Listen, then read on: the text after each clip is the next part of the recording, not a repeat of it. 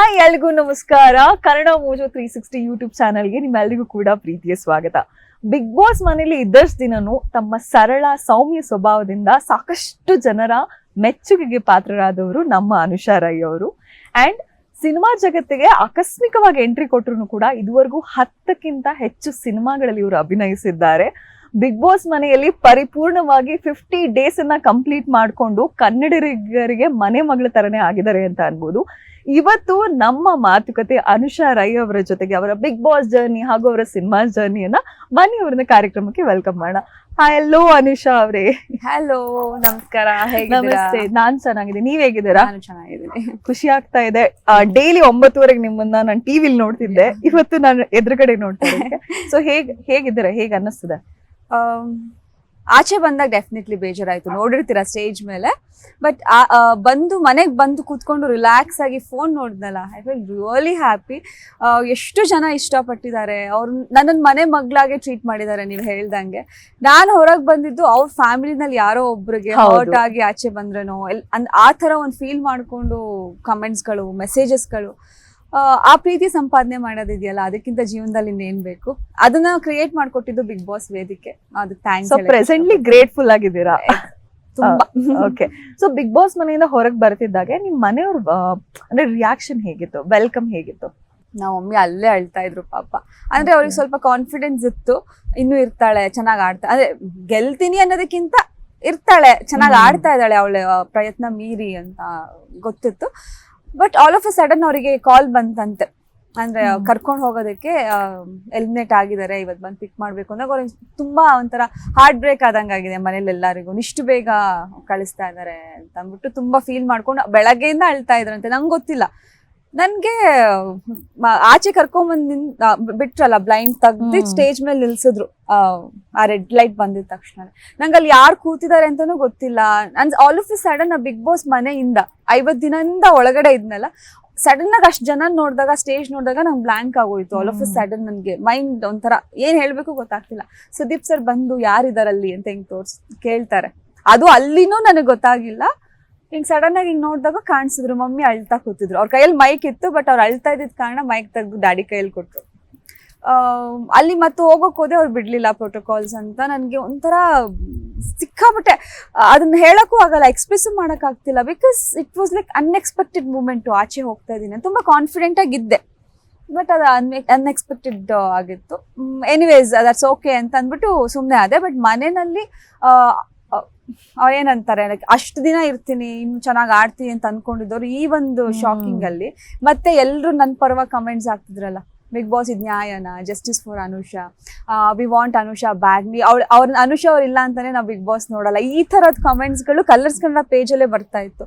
ಅದನ್ನ ನೋಡೋಕ್ ಬಿಡು, ಇಷ್ಟು ಪ್ರೀತಿ ಸಿಕ್ಕಿದ್ಯಲ್ಲ, ಅಷ್ಟ್ ಸಪೋರ್ಟ್ ಮಾಡ್ತಿದಾರಲ್ಲ, ಅಟ್ಸ್ ಓಕೆ, ಇದು ಸಾಕು ಅಂತ ಸಮಾಧಾನ ಮಾಡ್ಕೊಂಡ್ರು. ನಿಮ್ಗೆ ಗೊತ್ತಾಗಿದೆ, ನಿಮ್ಗೆ ಶಾಕಿಂಗ್, ಮನೆಯವ್ರಿಗೆ ಶಾಕಿಂಗ್, ಕನ್ನಡಿಗರಿಗೆ ಶಾಕಿಂಗ್ ಇದೆ ಅಂದಾಗ ಆಲ್ಮೋಸ್ಟ್ ನೀವು ಗೆದ್ದಂಗೆ ಅಲ್ವಾ? ಬಿಕಾಸ್ ಅಂತ ಪ್ರೀತಿ ಅವ್ರ ಕಣ್ಣಲ್ಲಿ ಮೆಸೇಜಸ್ ನೋಡ್ತಿರುವಾಗ್ಲೇ ನಿಮ್ಗೆ ಅನ್ನಿಸ್ತಾ ಇರುತ್ತೆ. ಅಂಡ್ ಎಲ್ಲೇ ಯಾವ್ದೇ ವಿಡಿಯೋಸ್ ಹಾಕಿದ್ರು, ಯಾವ್ದೇ ಒಂದು ಪೇಜಸ್ ಅಲ್ಲೂ ನಾವು ಪಾಸಿಟಿವ್ ಕಮೆಂಟ್ಸ್ ಇದೆ, ಎಷ್ಟು ಪ್ರೀತಿಯಿಂದ ಮಾತಾಡಿದ್ದಾರೆ, ತುಂಬಾ ಖುಷಿ ಆಗುತ್ತೆ.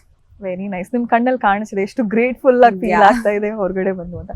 ಓಕೆ, ಮನೆಯಿಂದ ಹೊರಗಡೆ ಬರ್ತಿದ್ದಾಗೆ ಸುದೀಪ್ ಸರ್ ಹೇಳಿದ್ರು, ಮನೆಯಲ್ಲೂ ಕೂಡ ಪಾಸಿಟಿವ್ ಆಗೇ ಇದ್ರೆ ಹೊರಗಡೆ ಬರುವಾಗ್ಲೂ ಕೂಡ ಪಾಸಿಟಿವ್ ಆಗೇ ಹೊರಗಡೆ ಬಂದ್ರಿ ಅಂತ. ಸೊ ಆ ಮಾತು ಕೇಳಿದಾಗ ಹೇಗಿತ್ತು ಫೀಲ್ ನಿಮ್ಗೆ?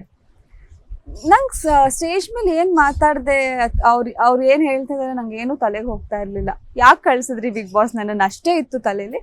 ಆ ಒಂದು ವಿಟಿ ತೋರಿಸ್ತಾರೆ, ಆಮೇಲೆ ನನ್ನ ತಮ್ಮ ಸ್ಟೇಜ್ ಮೇಲೆ ಬಂದಾಗ ಇದಕ್ಕಿಂತ ಗೆಲುವು ಏನ್ ಬೇಕು ಅನುಷಾ ನಿಮ್ಗೆ ಅಂತ ನನ್ ಕಣ್ಣು ನೋಡ್ಸಿ, ಅದು ನಾನು ನೋಡಿದ್ದು ಮನೆಗ್ ಬಂದ್ ಎಪಿಸೋಡ್ ನೋಡಿದ್ಮೇಲೆ.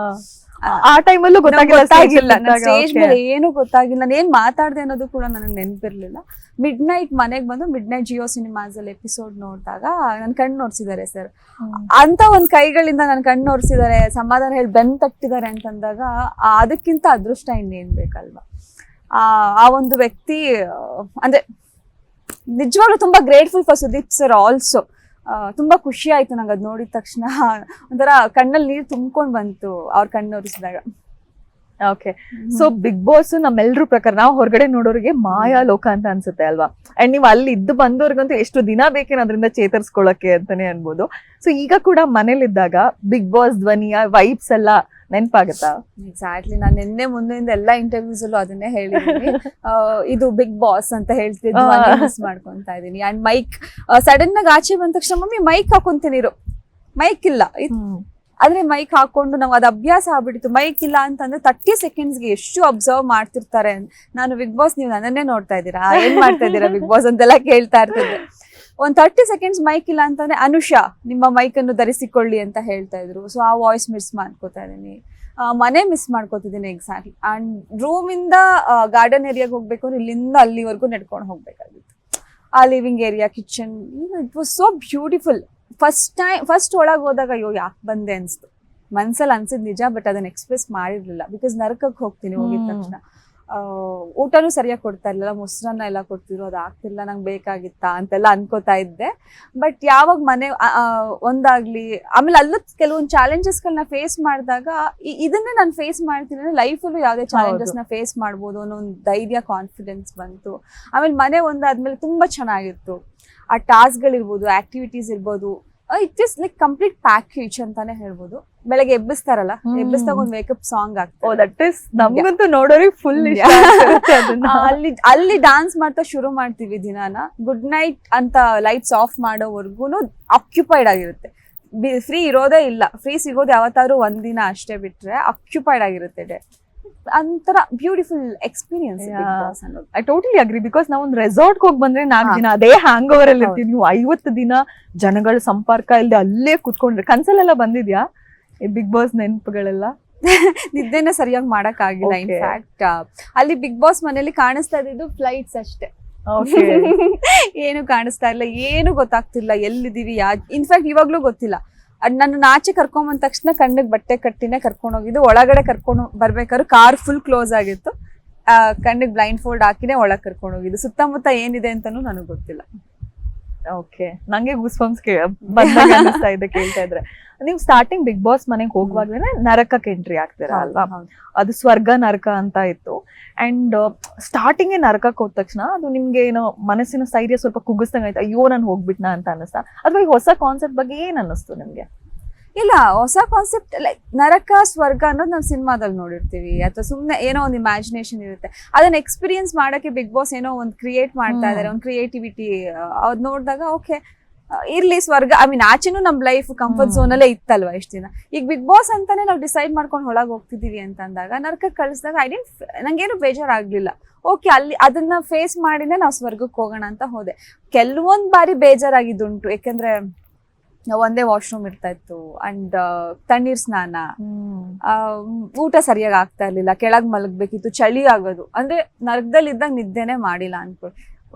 ಆ ಚಳಿಗ್ ನಿದ್ದೆ, AC ಅಲ್ವಾ, ಕೆಳಗ್ ಮಲಗ್ತಿದ್ವಿ. ಆ ಕಂಬ್ಳಿನಲ್ಲಿ ತುಂಬಾ ಪೋರ್ಸ್ ಜಾಸ್ತಿ ಇರ್ತಿತ್ತು, ಗಾಳಿ ಜಾಸ್ತಿ ಬರ್ತಿತ್ತು. ಆಮೇಲೆ ನೀರು ಮಡಕೆಯಲ್ಲೇ ನೀರು, ಆ AC ನಲ್ಲಿ ಹೆಂಗ್ ಮಡಕೆ ನೀರು, ಸ್ಕಿನ್ ಎಲ್ಲ ಎಷ್ಟು ಹಾಳಾಗಿದೆ ಅಂದ್ರೆ ನೀರ್ ಕುಡಿತಾನೆ ಇರ್ಲಿಲ್ಲ ನಾನು. ಮಡಕೆಯಲ್ಲಿ ನೀರ್ ಕುಡಿಬೇಕು, 1 ಗ್ಲಾಸ್ ಕುಡಿದ್ರೆ ಹೆಚ್ಚು. ಒಂದ್ ದಿನದಲ್ಲಿ 2 ಗ್ಲಾಸ್ ಅಷ್ಟೇ ನೀರು ಕುಡಿತಿದ್ದು. ಆಚೆ ಇದ್ರೆ 2-3 ಲೀಟರ್ಸ್ ಅಲ್ವಾ? ವಾಟರ್ ಇಂಟೇಕ್ ಮಾಡ್ತಾನೆ ಇರೋರಿಗೆ ಅಲ್ಲ ನೀರ್ ಕುಡಿಯೋಕೆ ಆಗ್ತಾ ಇರ್ಲಿಲ್ಲ. ಚಳಿಗೆ ಮಡಕೆ ನೀರು ಹೇಗ್ ಕುಡಿತೀರಾ? ಈ ಕಷ್ಟಗಳೆಲ್ಲ ಆದಾಗ ಒಂದೊಂದ್ ಕಡೆ ಯಾಕ್ ಬೇಕಾಗಿತ್ತು ಅಂತ ಅನ್ಸಿದ್ದುಂಟು. ಬಟ್ ಇಲ್ಲ, ಫೇಸ್ ಮಾಡ್ಬೇಕು ಅಂತ ಅನ್ಸ್ತು. And first task ice water.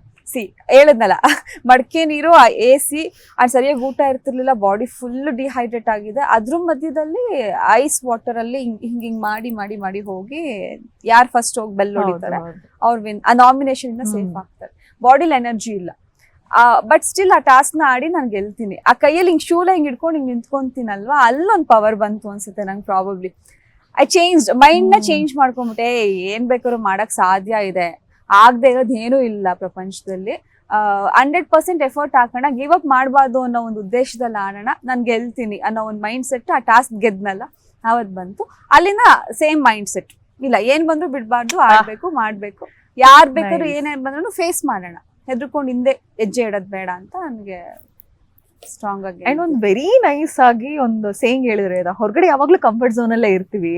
That is so true ಅಲ್ವಾ? ಹೊರಗಡೆ ನಮ್ಗೆ ಏನ್ ಬೇಕು ಎಲ್ಲಾ ಮಾಡ್ತೀವಿ, ಬಟ್ ಒಂದ್ಸರಿ ಮನೆಗೆ ಎಂಟ್ರಿ ಆದ್ಮೇಲೆ ನೀವ್ ಯಾವ ತರ ಅದ್ರಲ್ಲಿ ತೊಡಗಿಸ್ಕೊಂಡ್ರಿ ಅಲ್ಲ, ಇಟ್ಸ್ ರಿಯಲಿ ಅಪ್ರಿಶಿಯೇಟ್. ನೀವು ಹೊರಗ್ ಬರ್ತಿದ್ದಾಗೆ ಸಖತ್ ಬೇಜಾರ್ ಮಾಡ್ಕೊಂಡಿದ್ದು ಅಂದ್ರೆ ನಿಮ್ ಫ್ರೆಂಡ್ ಧರ್ಮ ಮತ್ತೆ ಚೈತ್ರ ಅವರು. ಸೊ ಅವರು ನಾ ಈಗ್ಲೂ ಮಿಸ್ ಮಾಡ್ಕೋತಿದ್ರ, ಅಥವಾ ಅವ್ರದ್ದು ನಿಮ್ದು ಬಾಂಡಿಂಗ್ ಬಗ್ಗೆ ಹೇಳಿ. ಧರ್ಮ ನಂಗೆ ಹೊರಗಡೆಯಿಂದನೂ ಪರಿಚಯ, ಆಲ್ಮೋಸ್ಟ್ ತುಂಬಾ ವರ್ಷಗಳಿಂದ ಪರಿಚಯ ಇರುವಂತ ವ್ಯಕ್ತಿ. ಅವ್ರ ಬಗ್ಗೆ ನನಗೆ ಗೊತ್ತಿತ್ತು, ಅವರು ಹೊರಗೂ ಹಾಗೆ ಇದ್ರು ಒಳಗೂ ಹಾಗೆ ಇದ್ರು, ಸೇಮ್ ನೇಚರ್. ಆಲ್ರೆಡಿ ನಮಗೆ ಪರಿಚಯ ಇದ್ದಿದ್ರಿಂದ ಒಂದು ಬಾಂಡಿಂಗ್ ಆಲ್ರೆಡಿ ಇತ್ತು. ಬಟ್ ಚೈತ್ರ ಅಂತ ಬಂದಾಗ ಚೈತ್ರನ್ ಬಗ್ಗೆ ಇನ್ನೂ ನನ್ಗೇನು ಗೊತ್ತಿಲ್ಲ, ನಾನು ಇನ್ನೂ ಏನು ನೋಡಿಲ್ಲ, ಅವ್ರ ಬಗ್ಗೆ ಏನು ತಿಳ್ಕೊಂಡಿಲ್ಲ. ಒಳಗಡೆ ಅವ್ರು ಏನ್ ತೋರಿಸಿದ್ದಾರೆ ಏನ್ ಹೇಳಿದ್ದಾರೆ ಅಷ್ಟೇ ನನಗೆ ಗೊತ್ತು. ನನ್ನ ತುಂಬಾ ಕೇರ್ ಮಾಡ್ತಾ ಇದ್ರು.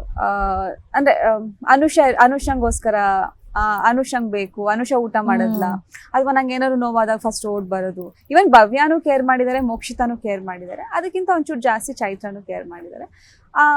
ಅದೆಲ್ಲ ನನ್ಗೊಂಥರ ಒಂದು ಕನೆಕ್ಟ್ ಆಗ್ತಿತ್ತು. ಎಲ್ಲಾರ ಜೊತೆ ಜಗಳ ಆಡೋಳು ನನ್ನ ಹತ್ರ ಬಂದು ಪ್ರೀತಿಯಿಂದ ಇರ್ತಾ ಇದ್ಲು, ಅದಕ್ಕೆ ನಾನು ರೆಸ್ಪೆಕ್ಟ್ ಮಾಡ್ತಾ ಇದ್ದೆ.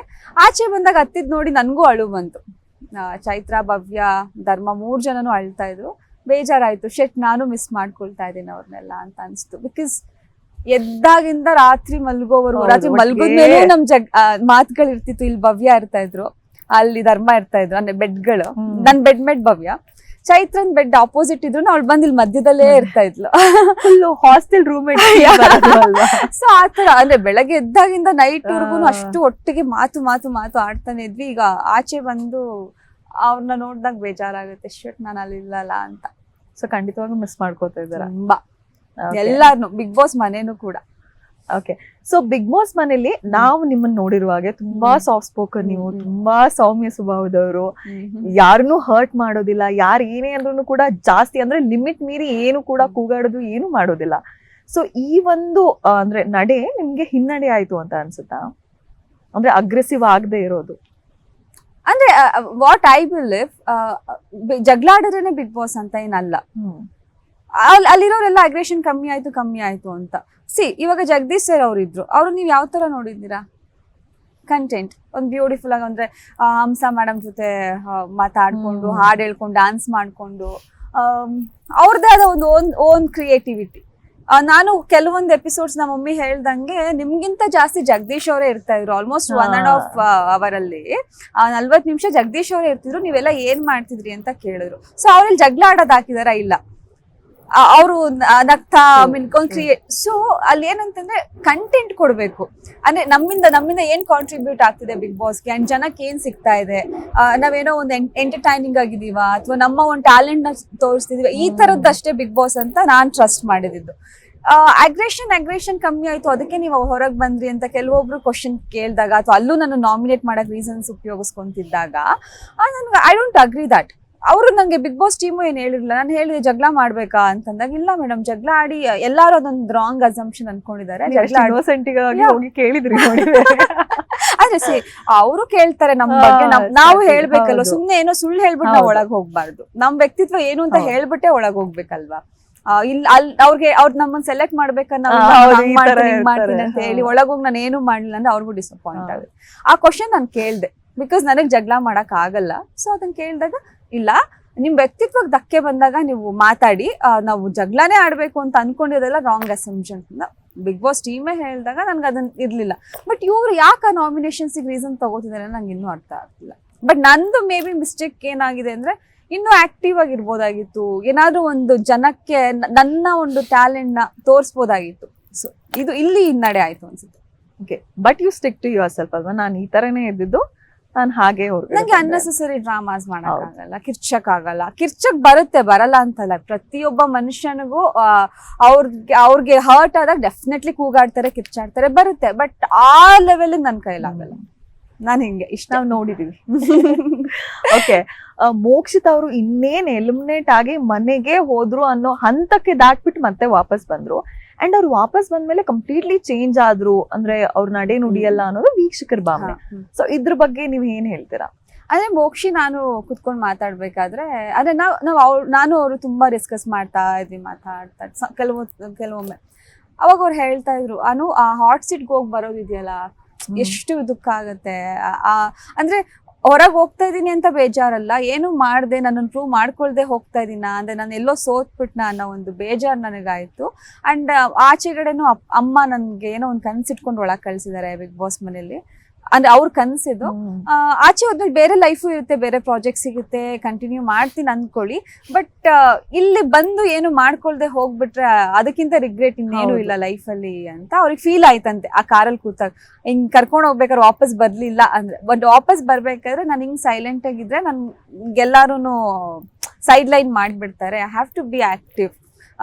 ನನ್ನ ಸ್ಟ್ಯಾಂಡ್ ನಾನು ತಗೋಬೇಕು, ನನ್ನ ಕಡೆ ನಾನು ಸೈಲೆಂಟ್ ಆಗಿದ್ದೀನಿ, ಅದನ್ನ ನಾನು ಎತ್ತಿ ಮಾತಾಡ್ಬೇಕು ಅಂತ ಅವರು ಮೈಂಡ್ ಅಲ್ಲಿ ಫಿಕ್ಸ್ ಮಾಡ್ಕೊಂಡು ಬಂದು ಹಿಂಗ್ ರಿಯಾಕ್ಟ್ ಮಾಡಿದ್ದಾರೆ ಅಷ್ಟೇ. So may be Bigg Boss ಅಲ್ಲಿ ಯಾವ ಪಾಯಿಂಟ್ ಅಲ್ಲಿ ಏನ್ ರಿಯಲೈಸೇಷನ್ ಆಗುತ್ತೆ ಅಂತಾನೆ ಹೇಳಕ್ಕಾಗಲ್ಲ. ನಾನು ಹೇಳಿದ್ನಲ್ಲ ಸ್ಟ್ರಾಂಗ್ ಪ್ರೂವ್ ಆಗಿದೆ ಟಾಸ್ಕ್ ಅಲ್ವಾ, ಬಿಕಾಸ್ ಹೋಗ್ಬೇಕಾದ್ರೆ ಒಂದ್ ಮೈಂಡ್ ಸೆಟ್ ಇರುತ್ತೆ, ಯಾವ ಟೈಮಿಂಗ್ ಏನ್ ಚೇಂಜ್ ಆಗುತ್ತೆ ಗೊತ್ತಾಗಲ್ಲ. ಅಂಡ್ ನಾವು ಬರೀ 1.5 hour ನೋಡ್ತೀವಿ ಅಷ್ಟೇ. ನೀವ್ ಇದ್ದವ್ರಿಗೆ ಮಾತ್ರ ಗೊತ್ತಿರೋ 24 hours ನಿಮ್ ಹೆಲ್ತ್ ಇಶ್ಯೂಸ್ ಏನಿರುತ್ತೋ, ನೀವು ಏನೇನೆಲ್ಲ ಕಷ್ಟ ಇರುತ್ತೋ ಅಂತ. ಈಗ ವೈಲ್ಡ್ ಕಾರ್ಡ್ ಮೂಲಕ ಶೋಭಾ ಶೆಟ್ಟಿ ಮತ್ತೆ ರಜತ್ ಅವರು ಬಿಗ್ ಬಾಸ್ ಮನೆಗೆ ಎಂಟ್ರಿ ಆಗಿದ್ದಾರೆ. ಸೊ ಅವ್ರ ಉಪಸ್ಥಿತಿಯಲ್ಲಿ ಮನೇಲಿ ಏನೇನೆಲ್ಲ ಚೇಂಜಸ್ ಆಗ್ಬೋದು ಅಂತ ಅನ್ಸುತ್ತೆ ನಿಮ್ಗೆ?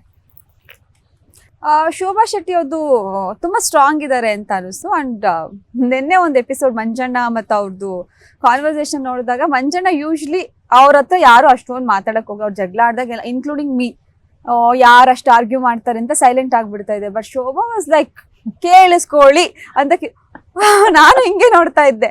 ಅಂದ್ರೆ ಎಲ್ರು ಬಾಯಿ ಮುಚ್ಚಿಸ್ತಿದ್, ಮಂಜಣ್ಣನ್ ಬಾಯೇ ಮುಚ್ಚಿಸೋಕ್ ಟ್ರೈ ಮಾಡ್ತಾ ಇದ್ರು.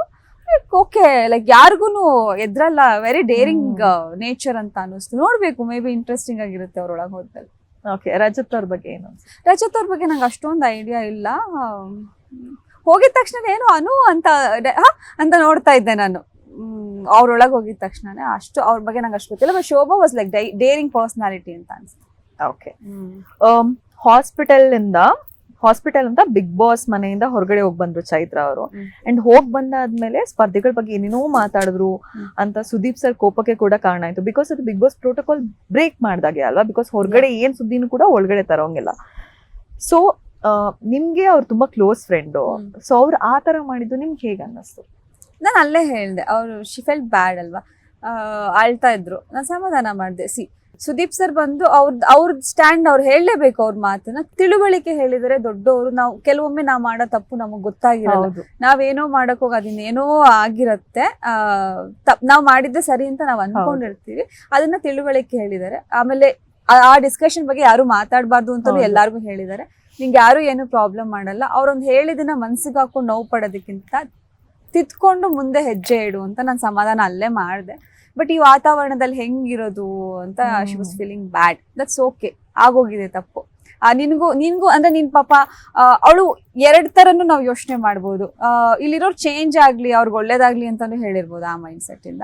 ಅಥವಾ ಅವಳ್ದ ಒಂದು ಸ್ಟ್ರಾಟಜಿನೂ ಇರ್ಬೋದು. ಬಿಕಾಸ್ ಎಲ್ಲಾರು ಒಂದು ಗ್ರೂಪ್ ಅಂತ ಇದ್ದಾಗ ಶಿ ಇಸ್ ಅಲೋನ್. ಹೌದು, ಈಗ ವಿಕ್ಕಿ ಭವ್ಯ ಅವ್ರು ಇರ್ತಾರೆ, ಮಂಜು ಮೋಕ್ಷಿತಾ ಗೌತಮಿ ಅವ್ರು ಇರ್ತಾರೆ, ಹನುಮಂತು ಧನು ಇರ್ತಾರೆ, ಶಿಶಿರ್ ಐಶ್ವರ್ಯ, ಅಂದ್ರೆ ಅವ್ರವ್ರಿಗೆ ಒಂದೊಂದು ಕಂಫರ್ಟ್ ಝೋನ್ ಅಲ್ಲಿ ಅವ್ರು ಇರ್ತಾರೆ. ಚೆನ್ನಾಗಿ ಹೇಳ್ತಿದಾರೆ ಬಿಗ್ ಬಾಸ್ ನೋಡೋರಿಗೆ. ಆಕ್ಚುಲಿ ಅವ್ರವ್ರ ಕಂಫರ್ಟ್ ಝೋನ್ ಅಲ್ಲಿ ಇದ್ದಾಗ ಚೈತ್ರಂಗೆ ಒಂದು ಕಂಫರ್ಟ್ ಝೋನ್ ಯಾರು ಇರ್ಲಿಲ್ಲ.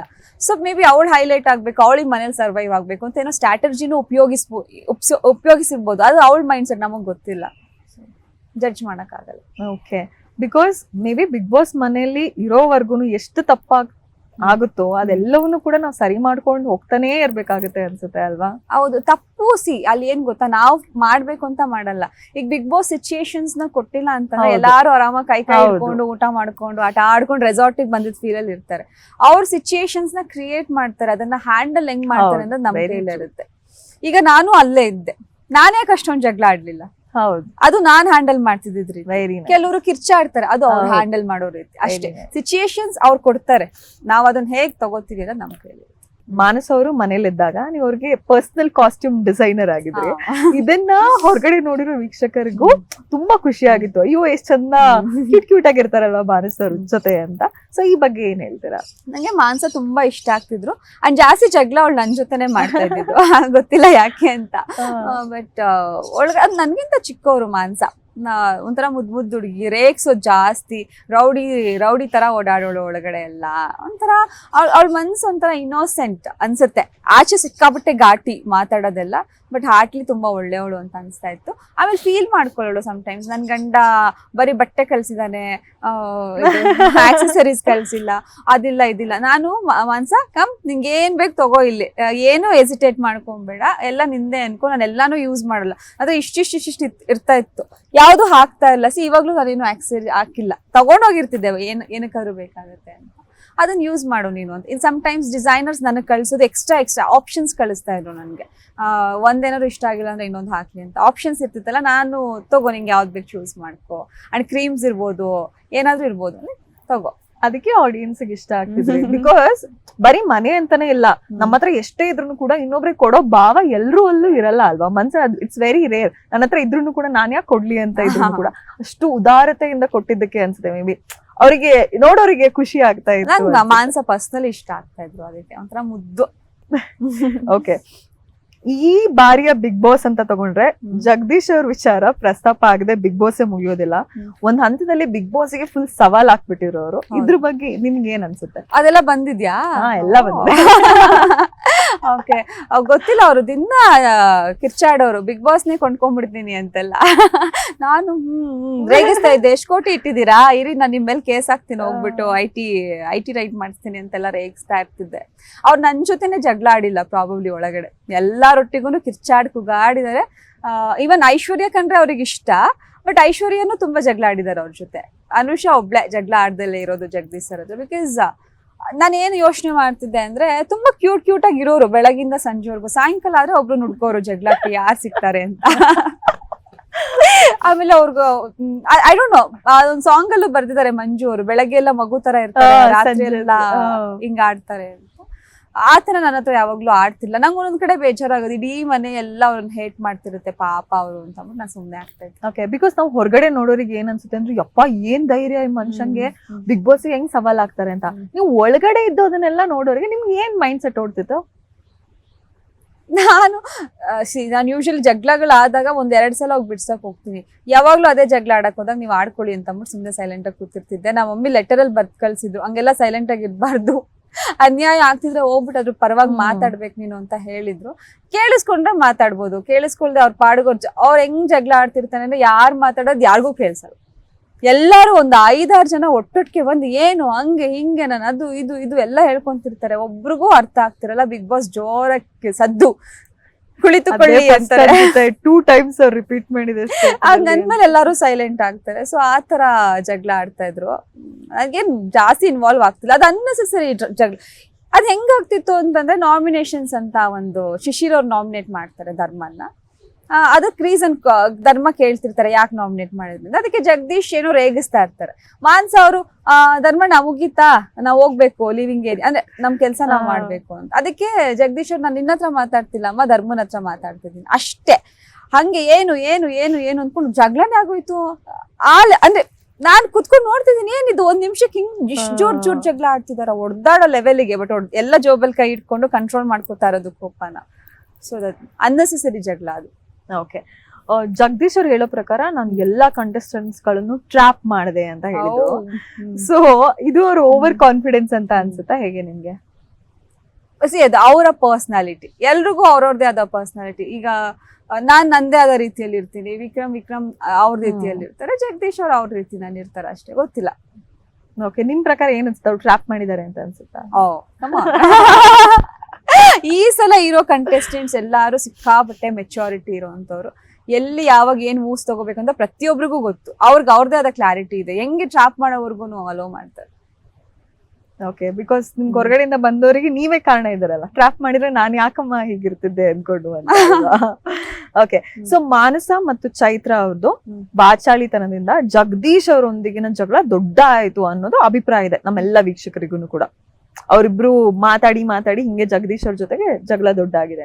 ಸೊ ಈ ಬಗ್ಗೆ ಏನ್ ಹೇಳ್ತೀರಾ? ಬಿಕಾಸ್ ನಾವು ಹೊರಗಡೆ ನೋಡಿರೋದು ಹೇಗಿತ್ತು ಅಂತಂದ್ರೆ, ಫುಲ್ ಡಮಾಲ್ ಡಿಮಿಲ್ ಜಗಳ ತರ. ಸೊ ಒಳಗಡೆ ಇದ್ದು ನಿಮ್ ನೋಡ್ದಾಗ ಹೇಗಿತ್ತು? ಆ ಎಪಿಸೋಡ್ ನಾನು ನೋಡ್ಬೇಕು ಅದು ಯಾವ ತರ ಆಗಿದೆ ಅಂತ. ಇನ್ನು ನಾನು ಯಾವ್ದು ಎಪಿಸೋಡ್ಸ್ ನೋಡಿಲ್ಲ. ಬಟ್ ಅಲ್ಲಿದ್ದು ನಾನ್ ನೋಡಿದ ಪ್ರಕಾರ, ನಾನು ಚಪಾತಿ ಬೇಯಿಸ್ತಾ ಅದ್ರ ಬಗ್ಗೆ ಹೇಳಲೇ ಬಿಡಿ.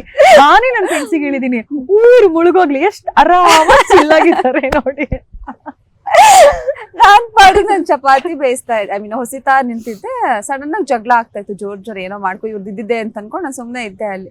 ಆಮೇಲೆ ಹೋಗಿ ವಿಷಯ ತಿಳ್ಕೊಂಡಾಗ ಗೊತ್ತಾಯ್ತು, ಸುರೇಶ್ ಮತ್ತೆ ಜಗದೀಶ್ ಅವ್ರದ್ದೇನೋ ಒಂದು ಕಾನ್ವರ್ಸೇಷನ್ ಆಚೆಗಡೆ ಒಂದ್ ಆಗ್ತಾ ಇರುತ್ತೆ. ಅದು ಕಾಮನ್ ಆಗೋಗಿರುತ್ತೆ ಪ್ರಾಬಬ್ಲಿ. ಅವ್ರಿಬ್ರು ಯಾವಾಗ್ಲೂ ಕೂತ್ ಮಾತಾಡ್ತಾ ಇದ್ರು. ಇವ್ರು ಸುರೇಶ್ ಅನ್ನ ಪ್ರಾಬಬ್ಲಿ ಯಾವಾಗ್ಲೇ ವಾಯ್ಸ್ ರೈಸ್ ಮಾಡ್ಬೋದಾಗಿತ್ತು. ಇನ್ಫ್ಯಾಕ್ಟ್ ನನ್ ಬಗ್ಗೆನೂ ಮಾತಾಡಿದಾರಂತೆ ಸುರೇಶ್ ಅವ್ರ ಹತ್ರ. ಜಗದೀಶ್ ಅವ್ರು, ನನ್ಗೆ ಐಡಿಯಾನೂ ಇಲ್ಲ, ನನ್ ಜೊತೆ ಅಷ್ಟ್ ಚೆನ್ನಾಗಿ ಇದ್ದಿದ್ ವ್ಯಕ್ತಿ. ಸುರೇಶ್ ಅಣ್ಣನ ಹತ್ರ ನನ್ ಬಗ್ಗೆ ನೆಗೆಟಿವ್ ಆಗಿ ನಾನು ಕೇಳೋ ಪ್ರಯತ್ನನೂ ಮಾಡ್ಲಿಲ್ಲ. ನಾನು ನಿನ್ ಬಗ್ಗೆ ಎಷ್ಟು ಮಾತಾಡಿದಾರೆ ಗೊತ್ತಾ ಜಗದೀಶ್ ಅಂತ ಅಂದ್ರು. ಅಣ್ಣ ನನ್ಗೆ ಹೇಳಲೇಬೇಡಿ, ನಾನು ಕೇಳಿಸ್ಕೊಳ್ಳೋದೇ ಇಲ್ಲ, ಎನ್ಎಫ್, ಈಗ ಆಲ್ರೆಡಿ ಅವ್ರು ಆಚೆ ಹೋಗ್ಬಿಟ್ಟಿದ್ದಾರೆ, ಇವಾಗ ತಿಳ್ಕೊಂಡು ನಾನೇನು ಮಾಡ್ಬೇಕಾಗಿಲ್ಲ ಅಂತ ಅದನ್ನ ಇಗ್ನೋರ್ ಮಾಡಿದೆ. ಆ ತರ ಎಲ್ಲಾರ ಬಗ್ಗೆ ಹೇಳ್ತಿರ್ಬೇಕಾದ್ರೆ ಇವ್ರು ಡೇ ಒನ್ನೇನೆ ಹೇಳಿದಿದ್ರೆ ನನ್ನ ಹತ್ರ ಈಗ ನಾನ್ ಹೇಳ್ದೆ ಅಲ್ವಾ, ನನಗ್ ಬೇಡ, ನಂಗೆ ಕೇಳಿಸ್ಕೊಳಕ್ ಇಂಟ್ರೆಸ್ಟ್ ಇಲ್ಲ ಅಂತ. ಅದೇ ರೀತಿ ಜಗದೀಶ್ ಅವ್ರಿಗೂ ಸುರೇಶನ್ನ ಹೇಳ್ಬೋದಾಗಿತ್ತು, ಯಾಕಪ್ಪ ಮಾತಾಡ್ತಿದ್ಯಾ, ನಿಮ್ದೇನಿದೆ ನೀವ್ ನೋಡ್ಕೊಳ್ಳಿ, ನಾನ್ ನೋಡ್ಕೊಂತೀನಿ ಅಂತ ಅನ್ಕೊಂಡು ಸುಮ್ನೆ ಆಗ್ಬಿಟ್ಟಿದ್ರೆ ಬಹುಶಃ ಆ ಒಂದು ಸ್ಟೇಟ್ಮೆಂಟ್ ಜಗದೀಶ್ ಅವರು ನೆಕ್ಸ್ಟ್ ಟೈಮ್ ಕೊಡ್ತಾ ಇರ್ಲಿಲ್ಲ. ಸ್ಟಾರ್ಟಿಂಗ್ ಇಂದ ಅದ್ ಕಟ್ ಮಾಡ್ತಾ ಹೋಗಿದ್ರೆ ಅವ್ರಿಗೆ ಅಭ್ಯಾಸ ಆಗಿತ್ತೇನೋ ಪ್ರಾಬಬ್ಲಿ ಕೇಳಿಸ್ಕೊಂಡಾಗ. ಜಗದೀಶ್ ಅವ್ರು ಹಂಗೆ ಹೇಳಿದ ತಕ್ಷಣ ಸುರೇಶ್ ಅಣ್ಣ ಬಂದು ಒಳಗೆ ಹೇಳಿದ್ದಾರೆ ಹಿಂಗಾಯ್ತು ಅಂತ. ಅವಾಗ ಅಫ್ಕೋರ್ಸ್ ಹೆಣ್ಮಕ್ಳಿಗೆ ಬೇಜಾರಾಗುತ್ತಲ್ವಾ, ಮಾನ್ಸ ಇರ್ಬೋದು, ಚೈತ್ರ ಇರ್ಬೋದು, ಸ್ಟ್ಯಾಂಡ್ ತಗೊಂಡ್ರು. ಅದಕ್ಕೂ ನಿಜಾನಾ ಅಂದ್ರೆ ಜಗದೀಶ್ ಅವ್ರು ಅಂದಿದ್ ಕನ್ಫರ್ಮ್ ನಿಜಾನಾ, ಅದು ಮಾತ್ರ ಕೇಳಿಸ್ತು ನಂಗೆ, ನಿಜಾನಾ ಹೌದಾ ಅಂದಿದ್ದು ಚೈತ್ರ ಅವರು. ಸೊ ಅದಕ್ಕೆ ಸ್ಟ್ಯಾಂಡ್ ತಗೊಂಡು ಅದಾದ್ಮೇಲೆ ಚೈತ್ರನ್ ಬಾಯಿ ಮುಚ್ಚಿಟ್ಟು ನಿಂತ್ಕೊಂಡಿದ್ರು ವಿಕ್ರಮ ಮತ್ತೆ ರಂಜಿತ್ ಎಲ್ಲ. ಏನಾಯ್ತು ಜಗಳ ಅಂತ ಹಂಸವನ್ ಕೇಳಿದಕ್ಕೆ ಅವ್ರು ಎಕ್ಸ್ಪ್ಲೈನ್ ಮಾಡಿದ್ರು. ಅವಾಗ ನಾನು ಮೋಕ್ಷಿತಾ ಅವರೆಲ್ಲ ಅನ್ಕೊಂಡಿದ್ದು, ಆದ್ರೆ ಜಗದೀಶ್ ಅವ್ರು ಯಾವಾಗ ಶುರು ಮಾಡಿದ್ರು ನೆಗೆಟಿವ್ ಟಾಕ್ಸ್, ಅದನ್ನ ಡೇವನ್ನೇ ಕಟ್ ಮಾಡಿದ್ರೆ ಪ್ರಾಬಬ್ಲಿ ಅವರು ಹೊರಗ್ ಬರ್ತಿರ್ಲಿಲ್ಲ ಅಲ್ವಾ.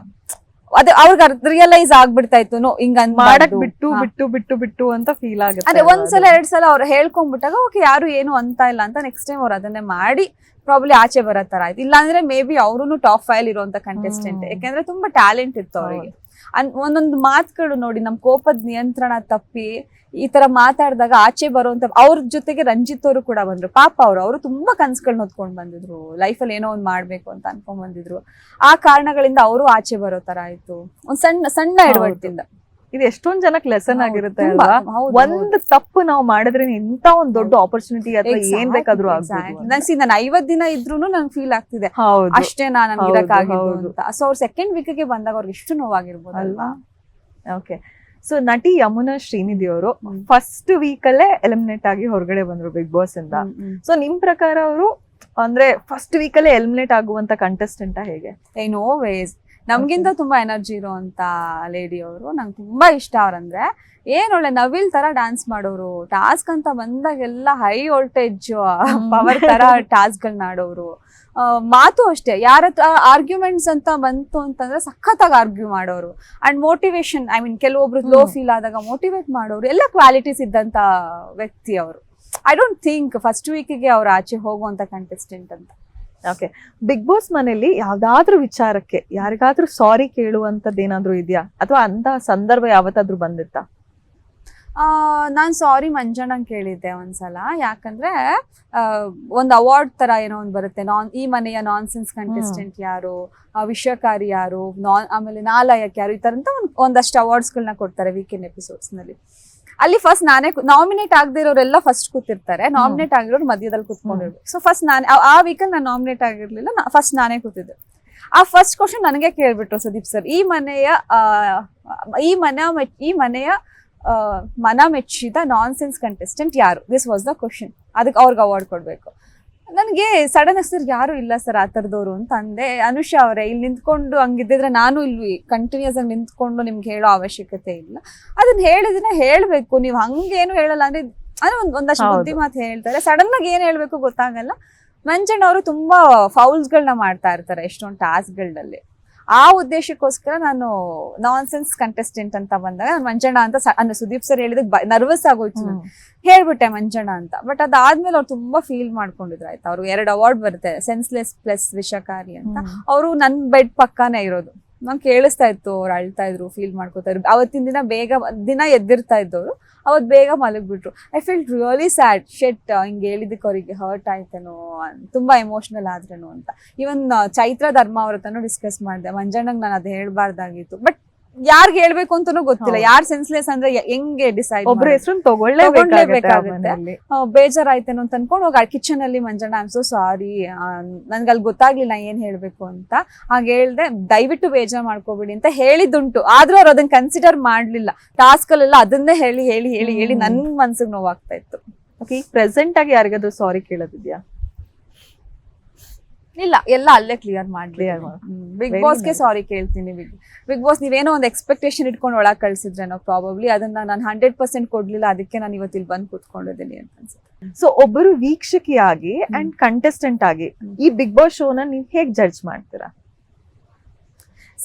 ಇದು ಒಂದು ಎಂಟರ್ಟೈನ್ಮೆಂಟ್ ಚಾನಲ್ ಅಲ್ಲಿ ಬರೋದು. ಇವಾಗ ವೀಕ್ಷಕಿಯಾಗಿ ಹೇಳೋದಾದ್ರೆ ಹೇಗೆ ಹೇಳ್ತಾರೆ? ಇವಾಗ ಟಿವಿಲಿ ಕುತ್ಕೊಂಡಿರ್ತಾರ, ಡೈಲಿ ಬಿಗ್ ಬಾಸ್ ನೋಡ್ತಿದ್ದೀರಾ. ಇವಾಗ ಆಸ್ ಅ ವೀವರ್ ನಾನು ಇವಾಗ ಬಿಗ್ ಬಾಸ್ಗೆ ಹೋಗಿಲ್ಲ, ನಾನು ಇವಾಗ ಕುತ್ಕೊಂಡು ನೋಡ್ತಾ ಇದ್ದೀನಿ. ನಿಮ್ಗೆ ಆ ತರ ಫೀಲ್ ಅಲ್ಲಿ ಏನ್ ಒಪಿನಿಯನ್ ಇರುತ್ತೆ? ಕಂಟೆಸ್ಟೆಂಟ್ ಆಗಿ ಏನ್ ಒಪಿನಿಯನ್ ಇರುತ್ತೆ? As a audience Bigg Boss ಅಂತ ಬಂದಾಗ ಎಂಟರ್ಟೈನ್ಮೆಂಟ್ ಅಥವಾ ಅವರ ವ್ಯಕ್ತಿತ್ವ, ಯಾಕೆಂದ್ರೆ ಡಿಫ್ರೆಂಟ್ ಪರ್ಸನಾಲಿಟಿಗಳಿರುತ್ತೆ. ಇವಾಗ ನನಗೊಬ್ರು ಕನೆಕ್ಟ್ ಆಗ್ತಾರೆ, ನನ್ನ ತಂಗಿಗೆ ಅಕ್ಕಂಗೆ ಇನ್ನೊಬ್ರು ಯಾರೋ ಕನೆಕ್ಟ್ ಆಗ್ತಾರೆ. ಸೊ ಈ ತರ ಅವ್ರ ಪರ್ಸನಾಲಿಟಿಗಳನ್ನ ನೀವು ಒಂದು ಎಸ್ಟಾಬ್ಲಿಷ್ ಮಾಡಕ್ ಏನ್ ಸಾಧ್ಯ, ಅವ್ರು ಅದನ್ನ ಮಾಡಿದಾಗ ನಮಗ್ ತುಂಬಾ ಖುಷಿ ಆಗ್ತಿರುತ್ತೆ. ಸುಮ್ನೆ ಜಗಳ ಆಡೋದಕ್ಕಿಂತ, ಫೈಟ್ ಮಾಡೋದಕ್ಕಿಂತ ಸಕ್ಕದಾಗಿ ಆಟ ಆಡಿ, ಸಕ್ಕದಾಗಿ ಮಾತಾಡಿ, ಆಮೇಲೆ ನಿಮ್ದೆಲ್ಲ ಏನ್ ಕ್ರಿಯೇಟಿವಿಟಿ ಇದೆ ಆ ಒಂದು ಎಂಟರ್ಟೈನ್ಮೆಂಟ್ ಜನಕ್ಕೆ, ಬಿಕಾಸ್ ಎಂಟರ್ಟೈನ್ಮೆಂಟ್ ಚಾನಲ್ ನೋಡೋದೇ ಅದಕ್ಕೋಸ್ಕರ ಏನ್ ಸಿಗುತ್ತೆ ಇದ್ರಿಂದ. ಒಬ್ಬ ಈಗ ಅವಳ ನಂತರ ಇದ್ದಾಳೆ, ಅವಳು ಇವತ್ತು ಏನ್ ಮಾಡ್ತಾಳೆ, ಸೊ ಈ ತರದೊಂದು ನೋಡಿದ್ರೆ ತುಂಬಾ ಖುಷಿ ಆಗುತ್ತೆ ವೀಕ್ಷಕಿಯಾಗಿ. ಬಟ್ ಆಸ್ ಅ ಕಂಟೆಸ್ಟೆಂಟ್ ಆಗಿನೂ ಕೂಡ ಒಂದು ನಮ್ಮನ್ನ ಬರೀ, ಈಗ ನಾನೊಬ್ಳು ಆರ್ಟಿಸ್ಟ್ ಅಂದಾಗ ನಮ್ಮನ್ನ ಆನ್ ಸ್ಕ್ರೀನ್ ಅಲ್ಲಿ ಅವ್ರು ಕೊಡೋ ಪಾತ್ರಗಳನ್ನ ಮಾತ್ರ ನೋಡಿರ್ತಾರೆ. ನನ್ ರಿಯಲ್ ಲೈಫ್ ಏನು ಅಂತ ನನ್ ಜನಕ್ಕೆ ಅರ್ಥ ಮಾಡ್ಸೋದಕ್ಕೆ, ಅಥವಾ ನಾನು ರಿಯಲ್ ಆಗಿ ಹಿಂಗಿರ್ತೀನಿ ಅಂತ ತೋರ್ಸೋದಕ್ಕೆ ಆಸ್ ಅ ಕಂಟೆಸ್ಟೆಂಟ್ ಆಗಿ ನಾನು ಒಳಗಡೆ ಇದ್ದೆ. ಬಿಗ್ ಬಾಸ್ ಶೋನಲ್ಲಿ ನಿಮ್ಮ ಬೆಸ್ಟ್ ಅಂಡ್ ವರ್ಸ್ಟ್ ಮೂಮೆಂಟ್ಸ್ ಅಂದ್ರೆ ಯಾವ್ದು? Best moment every day best moments ಅಂತಾನೆ ಅನ್ಕೊಂತೀನಿ. ವರ್ಸ್ಟ್ ಮೂಮೆಂಟ್ ಮಾತ್ರ ಒಂದು ಕ್ಲಾಕ್ ಒಂದು ಟಾಸ್ಕ್ ಇರುತ್ತೆ, ಕ್ಯಾಪ್ಟನ್ಸಿ ಟಾಸ್ಕ್, ಮಂಜಣ್ಣ ಅವ್ರ ಜೊತೆ ಆಡ್ಬೇಕಾದ್ರೆ. ನಾನೇನಂತಂದ್ರೆ ಕ್ಯಾಪ್ಟನ್, ಅದೊಂದು ಡ್ರೀಮ್ ಇತ್ತು ನನ್ಗೆ, ಒಂದ್ಸಲ ಆದ್ರೂ ಕ್ಯಾಪ್ಟನ್ ಆಗ್ಬೇಕು, ಕಿಚ್ಚನ ಚಪ್ಪಾಳೆ ತಗೋಬೇಕು, ಉತ್ತಮ ಅಂತ ಬರುತ್ತೆ ಅದನ್ನ ತಗೋಬೇಕು, ಅಟ್ಲೀಸ್ಟ್ ಒಂದೊಂದ್ಸಲ ಆದ್ರೂ ಅದು ತಗೋಬೇಕು ಅನ್ನೋದೊಂದಿತ್ತು. ಕ್ಯಾಪ್ಟನ್ಸಿ ಟಾಸ್ಕ್ ಆಡ್ತಿರ್ಬೇಕಾದ್ರೆ ಮಂಜಣ್ಣ ಅವ್ರು ನನ್ನ ಚೂಸ್ ಮಾಡ್ತಾರೆ.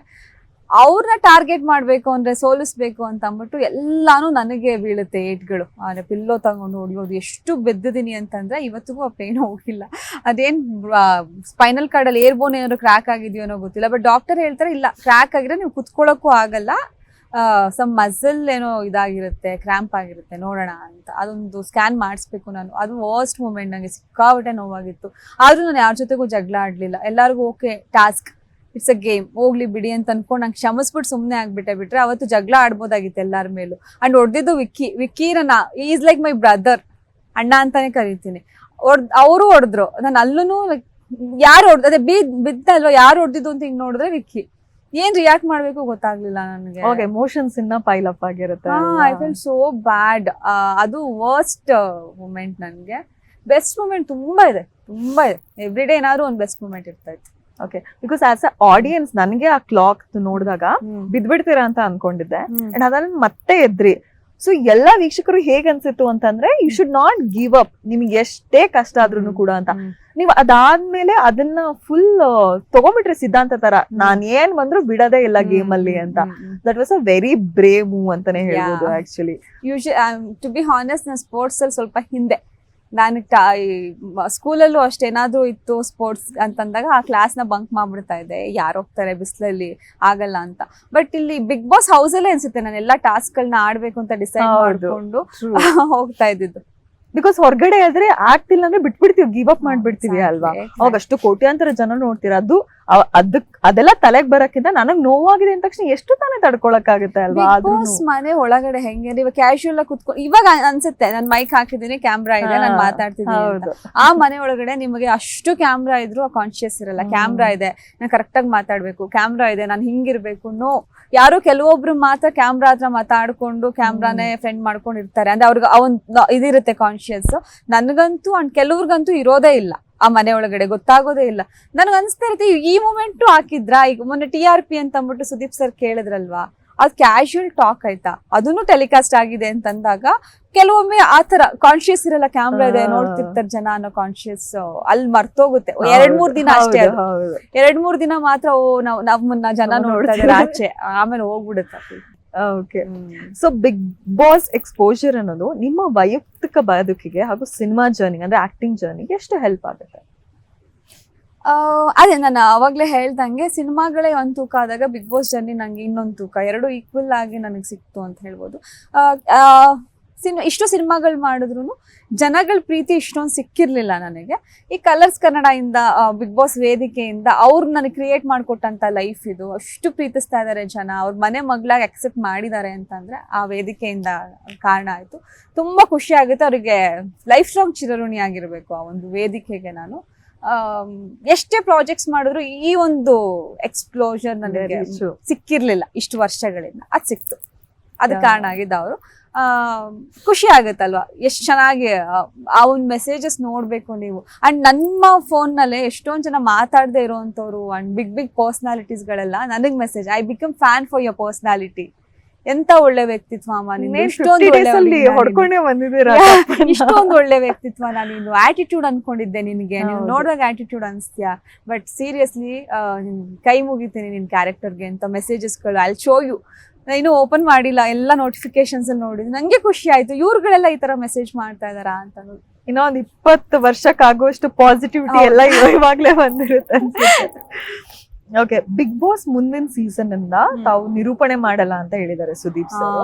Big Boss without Sudeep sir ಅಂದ್ರೆ ಏನ್ ಹೇಳ್ತಾರೆ? Can't imagine at all. Bigg Boss ಅಂದ್ರೆ Sudeep sir. Because Bigg Boss ಅಂತ ಬಂದಾಗ ಅವರು ಧ್ವನಿ ಮಾತ್ರ ಕೇಳ್ತೀವಿ, ನಂಗೆ ಗೊತ್ತಿಲ್ಲ ಯಾರು ಬಿಗ್ ಬಾಸ್ ಅಂದ್ರೆ ಯಾರು ಅಂತ, ನಂಗೂ ಗೊತ್ತಿಲ್ಲ. ಎಷ್ಟೊಂದ್ಸಲ ಬಿಗ್ ಬಾಸ್ ಬನ್ನಿ ನಾನ್ ನೋಡ್ಬೇಕು, ನಾನ್ ನಿಮ್ಮನ್ನ, ಅದೇ ವಾಯ್ಸ್ ಚಂದ ಇದೆ ನಿಮ್ದು, ನಿಮ್ಮನ್ನು ನೋಡ್ಬೇಕಂತೆಲ್ಲ ಕೇಳ್ತಾ ಇರ್ತಿದ್ದೆ ಮೈಕ್ ಇಟ್ಕೊಂಡು. ಬಟ್ ನಮ್ಗೆ ಇವಾಗ ಇಮ್ಯಾಜಿನೇಷನ್ ಏನಿದೆ ಆಸ್ ಆಡಿಯನ್ ಹೊರಗೆ, ಸುದೀಪ್ ಸರೇ ಬಿಗ್ ಬಾಸ್ ತರ ಅನ್ಸ್ತಾ ಇರ್ತಾರೆ. ಅವರೇ ಇಲ್ಲ ಅಂತಂದ್ರೆ ಶೋ ಎಷ್ಟು ಮಟ್ಟಕ್ಕೆ ಚೆನ್ನಾಗಿರುತ್ತೆ ಅನ್ನೋದು ನಂಗೆ ಗೊತ್ತಿಲ್ಲ. ಅಂಡ್ ಆ ಒಂದ್ ಗಾಂಭೀರ್ಯತೆ, ಆ ಒಂದ್ ಗತ್ತು, ಆಮೇಲೆ ಮಾತಲ್ಲಿ ಸ್ಪಷ್ಟತೆ, ಕೊಡೋಂತ ಒಂದು ಸ್ಟೇಟ್ಮೆಂಟ್ಸ್ ಗಳಲ್ಲಿ ಎಷ್ಟು ಮೀನಿಂಗ್ಫುಲ್ ಸ್ಟೇಟ್ಮೆಂಟ್ಸ್ ನ ಕೊಡ್ತಾರೆ, ಎಷ್ಟು ಅರ್ಥಬದ್ಧವಾಗಿ ಕೊಡ್ತಾರೆ. ಅಂಡ್ ಹಿಂಟ್ಸ್ ಕೂಡ ಕೊಡ್ತಾರೆ. ಯಾಕಂದ್ರೆ ಹೊರಗಿನ ಜಗತ್ತಲ್ಲಿ ಏನಾಗ್ತಿದೆ ಅನ್ನೋದು ನಮಗ್ ಗೊತ್ತಿಲ್ಲ. ಇರೋ ಏಕೈಕ ಸಂಪರ್ಕ ಸುದೀಪ್ ಸರ್. ಆ ಮಾತಲ್ಲೇ ಕೆಲವೊಂದು ಕ್ಲೂಸ್, ಕೆಲವೊಂದು ಹಿಂಟ್ಸ್ ನ ಕೊಡ್ತಾರೆ. ಅದನ್ನ ಅರ್ಥ ಮಾಡ್ಕೊಂಡು ಡಿಕೋಡ್ ಮಾಡ್ಕೊಂಡ್ರೆ ಅಲ್ಲಿ ನಾವ್ ಹೆಂಗೆ ನೆಕ್ಸ್ಟ್ ಗೇಮ್ ನ ಚೇಂಜ್ ಮಾಡ್ಕೊಬಹುದು ಅನ್ನೋದು ಕೂಡ ಅರ್ಥ ಆಗುತ್ತೆ. ಅದು ಸುದೀಪ್ ಸರ್ ಕೈಯಲ್ಲಿ ಮಾತ್ರ ಸಾಧ್ಯ ಆಗುತ್ತೆ ಅನ್ಸುತ್ತೆ. ಯಾಕಂದ್ರೆ ಅವ್ರ ಮಾತಲ್ಲಿ ಮಿಸ್ಟೇಕ್ಸ್ ನ ಫೈಂಡ್ ಔಟ್ ಮಾಡಕ್ಕಾಗಲ್ಲ. ಅಂಡ್ ಅವ್ನ್ ತಿಳುವಳಿಕೆ ಹೇಳ್ಬೇಕಾದ್ರೆ ಮನ್ಸಿಗೆ ನೋವು ಆಗಲ್ಲ, ಬಟ್ ಅದು ನಾವ್ ಅರ್ಥ ಮಾಡ್ಕೋಬೇಕು. ಅಷ್ಟು ಸೂಪರ್ ಆಗಿ ಎಕ್ಸ್ಪ್ಲೇನ್ ಮಾಡೋದು ಅದು ಪ್ರಾಬಬ್ಲಿ ಬೇರೆಯವ್ರ ಕೈಯಲ್ಲಿ ಸಾಧ್ಯನೇ ಇಲ್ಲ. ಅದು ಸುದೀಪ್ ಸರ್ ಆಗಲ್ಲ. ಬಿಕಾಸ್ ಎಷ್ಟೊಂದ್ ಜನಕ್ಕೆ ಮಂಡೇ ಟು ಫ್ರೈಡೆ ಒಂದು ಫ್ಯಾನ್ ಬೇಸ್ ಇದ್ರೆ ಸ್ಯಾಟರ್ಡೆ ಸಂಡೆಗೆ ಇನ್ನ ಕ್ರೇಜ್ ಲೆವೆಲ್ ಫ್ಯಾನ್ ಬೇಸ್. ಒಂದು ಬುಕ್ ಇಟ್ಕೊಂಡು ಕುತ್ಕೊಂಡು ಬರ್ಕೊಳ್ಬೋದು. ಅವ್ರು ಏನೆಲ್ಲ ಬುದ್ಧಿ ಮಾತುಗಳನ್ನ ಹೇಳ್ತಾರೆ, ಲೈಫ್ಗೂ ಕೂಡ ಅನ್ವಯ ಆಗುತ್ತೆ. ಅಂಡ್ 50% ವೀಕ್ ಏನ್ ಆಡಿಯನ್ಸ್ ಇರ್ತಾರೆ, ಕಂಪ್ಲೀಟ್ ಆಡಿಯನ್ಸ್ ಇರೋದು ವೀಕೆಂಡ್ ಸ್ಯಾಟರ್ಡೆ. ಸುದೀಪ್ ಸರ್ ಗೋಸ್ಕರ ಯಾರಿಗೆ ಇವತ್ತು ಬೆಂಡೆತ್ತಿದ್ದಾರೆ ಸುದೀಪ್ ಸರ್, ಯಾರಿಗೆ ಇವತ್ತು ಸಖತ್ತಾಗಿ ಫನ್ ಮಾಡ್ತಾರೆ. ಸೊ ಅದು ಬೇರೆಯವ್ರ ಕೈಯಲ್ಲಿ ಸಾಧ್ಯನೇ ಇಲ್ಲ. ಹೌದು, ವೆರಿ ಟ್ರೂ. ಬಿಕಾಸ್ ನಾವೇ ಇಷ್ಟು ವರ್ಷ ನೋಡ್ಕೊಂಡ್ ಬಂದಾದ್ಮೇಲೆ ಬಿಗ್ ಬಾಸ್ ಅಂತ ಅಂದ್ರೆ ಹೆಸರು ಹೇಳಿ ಕಂಡ್ಬಿಟ್ರೆ ಬರೋದೇ Sudeep sir. Okay, big Boss top 3 contestants ಅಂತ ಅಂದ್ರೆ ನಿಮ್ಗೆ ಯಾರು ನೆನಪಿಗೆ? ನಾನು ಒಳಗಡೆ ಇದ್ದಾಗ ಕೆಲವೊಬ್ರು ಸ್ಟ್ರಾಂಗ್ ಅನಿಸ್ತಾ ಇದ್ರು, ಬಟ್ ಇವಾಗ ವೈಲ್ಡ್ ಕಾರ್ಡ್ ಒಳಗಡೆ ಹೋಗಿರೋದ್ರಿಂದ ಆಟ ಚೇಂಜ್ ಆಗಿದೆ. ಕೆಲವೊಬ್ರು ಸ್ಟ್ರಾಂಗ್ ಅಂತಿದ್ದವರು ಕೂಡ ಅವ್ರ ಮಾತಲ್ಲಿ ನನಗೆ ವೀಕ್ನೆಸ್ ಕಾಣಿಸ್ತಾ ಇದೆ, ಸೈಲೆನ್ಸ್ ಕಾಣಿಸ್ತಾ ಇದೆ. ಸೊ ಇವಾಗ ಜಡ್ಜ್ ಮಾಡಕ್ ಆಗಲ್ಲ. ಇನ್ನೊಂದು 2 ವೀಕ್ಸ್ ಹೋದ್ಮೇಲೆ ಯಾರು ವೀಕ್ ಆಗ್ತಾರೆ, ಯಾರು ಸ್ಟ್ರಾಂಗ್ ಆಗ್ತಾರೆ ಅನ್ನೋದನ್ನ ನೋಡ್ಬೋದು.